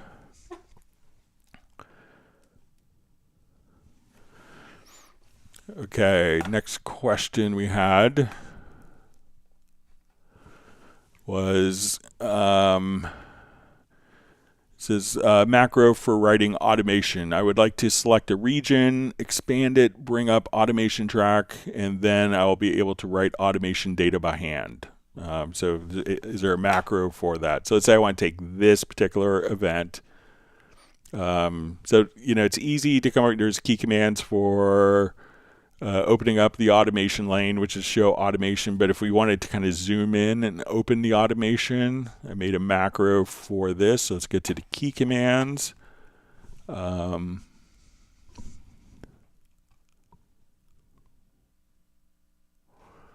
and I just called it automation to selected event. So I want to take this event and switch. So what I'm going to do is do a zoom to selection. So this part will get blown up. And then I want to open up the automation lane. So when I run this particular macro, we can see that that has gotten blown up. And right underneath the automation lane is there. And I could just start to, let me just make sure I don't think I had the track selected. We'll do that one more time. Just to make sure that this is, all right, so I'm going to select, make sure that the track is selected. We'll go to the key commands again. So make sure that the track and the event are selected, I think. So now we come over and we can see the automation lane should be open. Let me.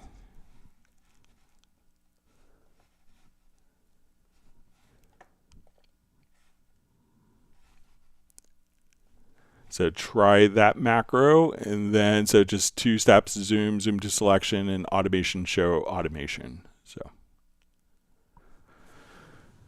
all right. Next question.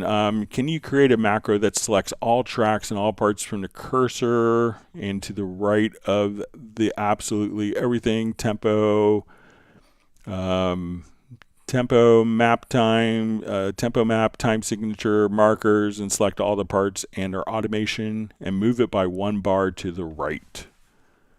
Okay, so let's go ahead and close this. So let's say we have lots of different tracks. We have tempo, time signature. I'll just open up various folders here so we can see. Okay, so let's say we're right here. So what I would do is hold down, I would switch to the range tool, and where the cursor is, just select 1 measure of range with the range tool. And then, so we have, let's say we'll do it in the middle here, measure 14. All right, so we want measure 14. We want to add 1 measure of space where everything else gets shifted over to the right. So tempos, markers, events. So once we do this, we'll go to your edit menu and go to range, and we'll say insert silence. And now what was in that range, everything has moved over to the right. So it's, as you see, it split this event. All of the automation, all the MIDI data, tempos, time signatures, markers were all just shifted over. So select the range, and you can do this globally by holding Control or Command plus the Shift key, and then just go to your edit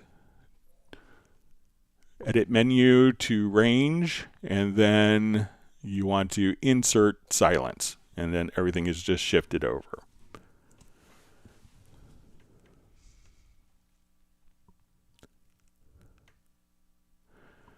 All right, so we have a question. I would like to create a cue sheet from all cycle markers and export it as an XML to create a cue sheet for the entire movie. So I'm not sure if you need it. So the cue sheets, you can export those as part of a standard MIDI file. So let's say we have markers here. So let's say from cycle markers. So when we come over,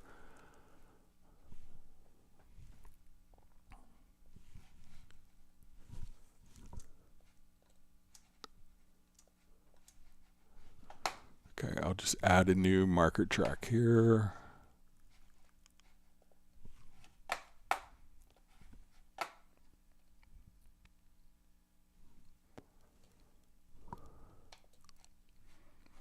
So we have 10 marker tracks. So we'll call this cues,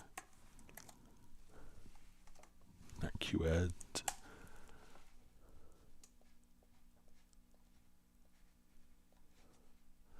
All right, and we can name them whatever we want. If we just, all right, so I think that if we export MIDI file,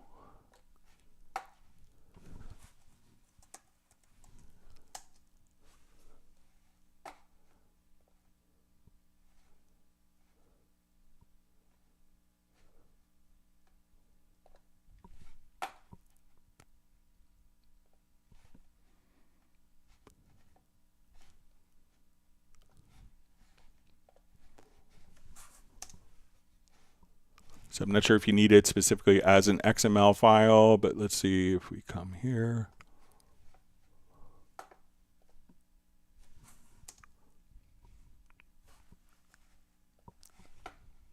Sorry, let me just.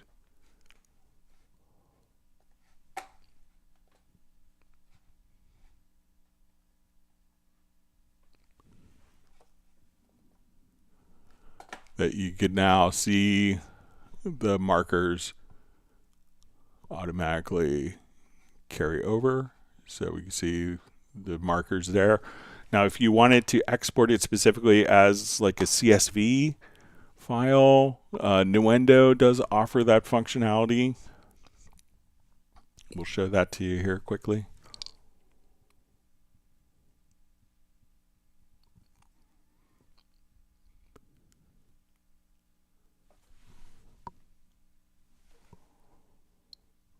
And this is one of the features that's in Nuendo that's not found in Cubase. It's often used more in post-production, but here we could choose to export.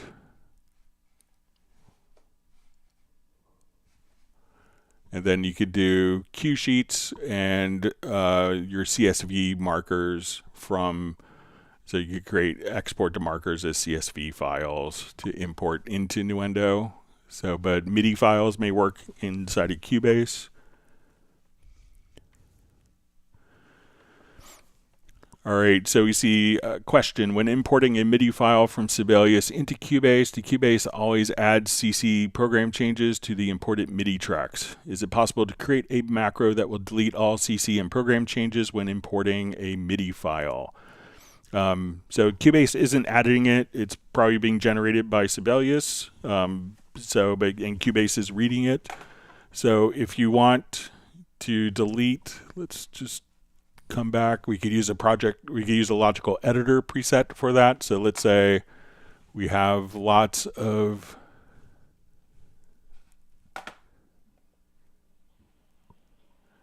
so if we look at this, we have expression, we're going to have main volume changes, and let's say program change on all of these different tracks.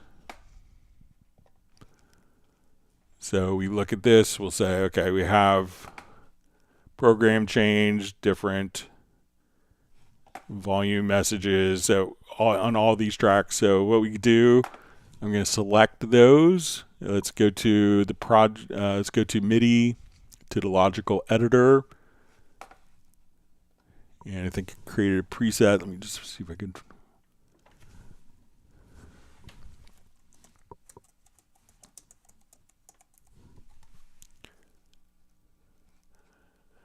All right, so here I just chose for the action to delete, and we're going to say delete controllers, or, and this is critical here, this Boolean condition. We don't want it to be and. So we want to delete controllers or program changes or standard MIDI file events. So we can see all of our different CC data. When we look at this in, like, let's say MIDI list editor, we're going to have lots of controller data. So if I have all three of those events selected and I run this logical editor preset, all those will be gone. And we look at it in the list editor, it's only going to indicate just notes. So try the logical editor like this. So delete type is equal to controller or program change or standard MIDI file events. So sometimes that could be lyrics or text, other things for karaoke, stuff like that.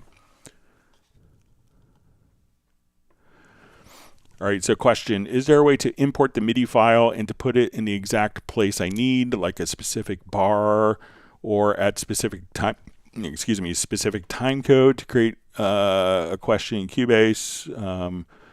To like, where would you like to import the MIDI file? So the MIDI file itself is actually, the information on the MIDI file isn't like just a generic kind of thing. The MIDI file itself, the values are, this is measure 30. When we look at a particular event, this event has this time position automatically stored. That's part of the MIDI file. So it's always going to import into the correct time position. If you wanted to take those MIDI events and say, okay, I want these to go here, just simply go to the move command and just say, okay, we want to move event starts to cursor, and you could move to the cursor. But the MIDI file itself does have all the relative, each MIDI note has a specific time that's embedded within the MIDI file, so that's why it's always going to import at the correct time, but you can move it afterwards.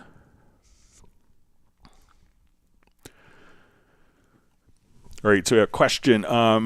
Create a macro project logical editor for quantizing the beginning and end of selected notes with one key shortcut. Is it also possible to create a project logical editor macro to fix the length and position of the notes that I've selected to the beginning and end of the line grid?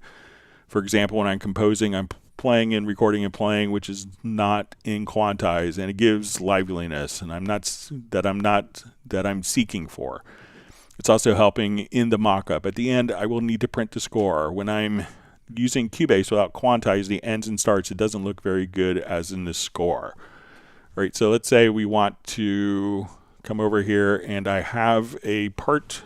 Let's say we listen to it and we say, okay, maybe this feels okay, but maybe when we listen to it,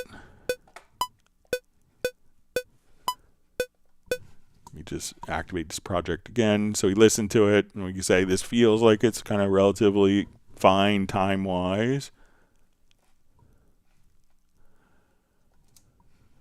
So let's say we come over here.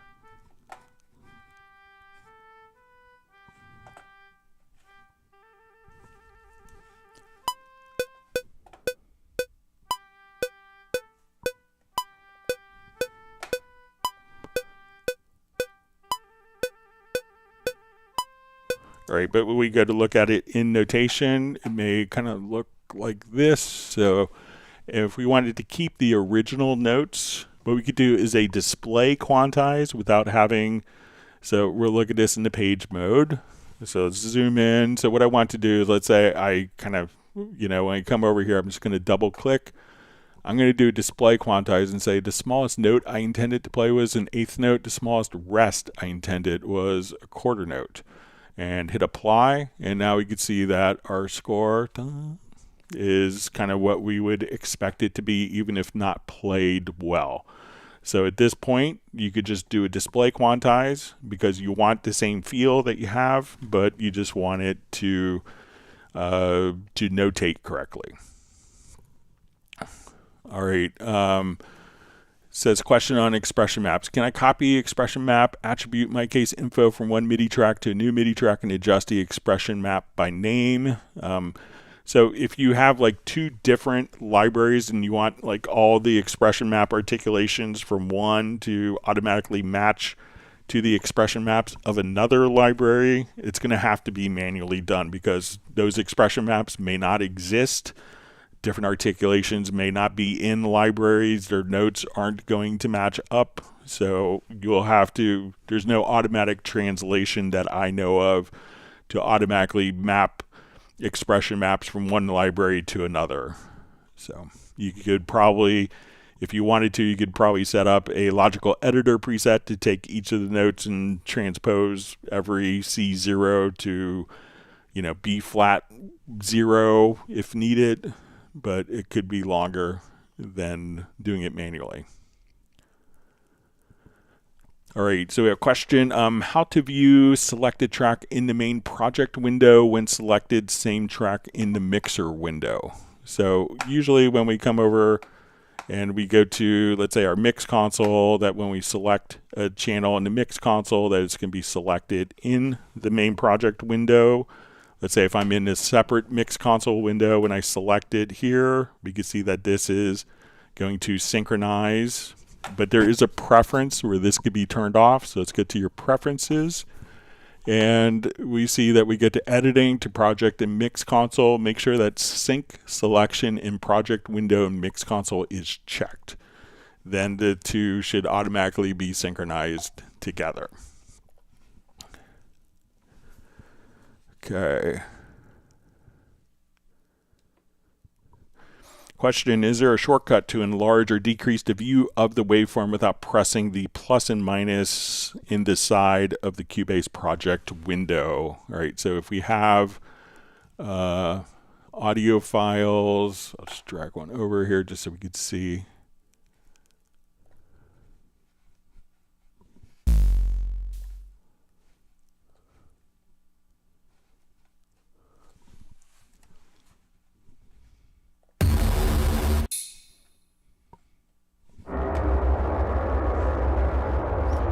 All right, so what you could do, so there's like, we have like these little plus and minus signs where we could zoom on the amplitude of the waveform.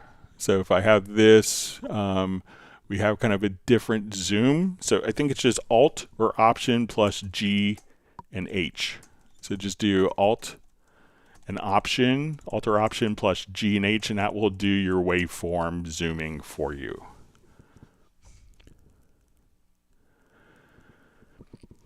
All right, so we see question, is it possible to create random detune cents in MIDI per note? Okay, so if we wanted to detune random MIDI, so most MIDI instruments won't do this. Steinberg has instruments that were kind of predating MIDI 2.0 and MPE. So let's say if we're looking at our particular notes here, so we could create a, so we have a function where we could turn on our note expression for these particular devices. So let's say I want to adjust the tuning. So I'm going to look at tuning, and what we could do is create a logical editor preset. So we'll come here and say tuning, and we will open up the logical editor here. And these are, so this will work with like Halion and VST 3.5 instruments. So just, we'll come over here and I'll just search.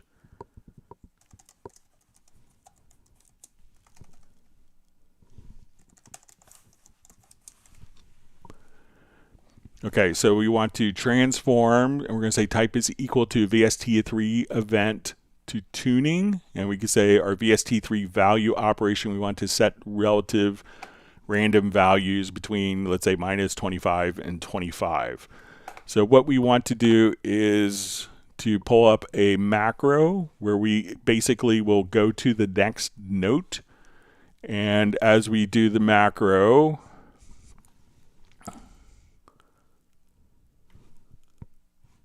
I'll just do it in the key command so you can see it.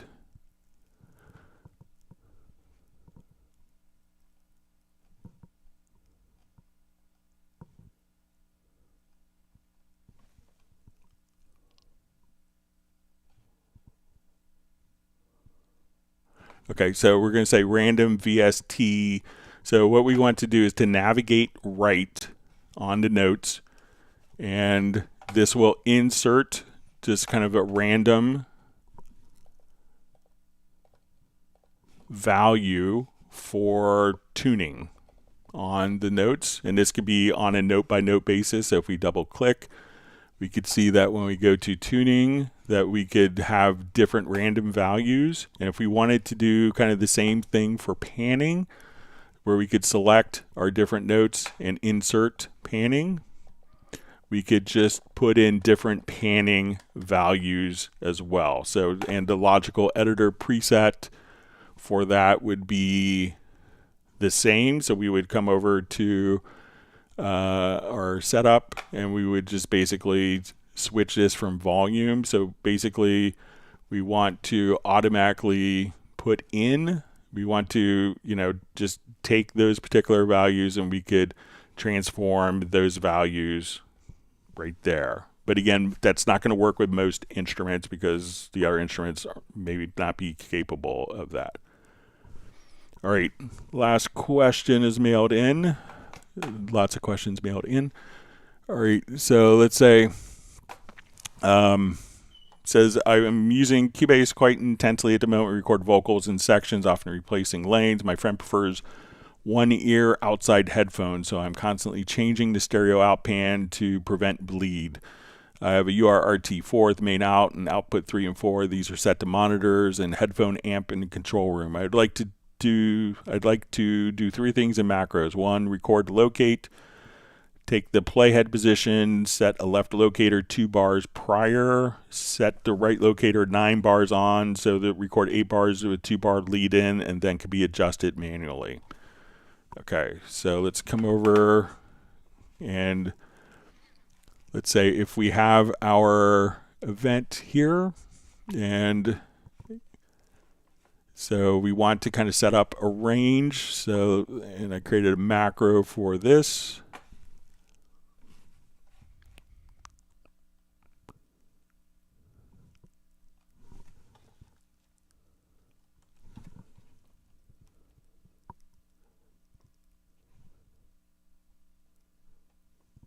Let me see if I can remember that.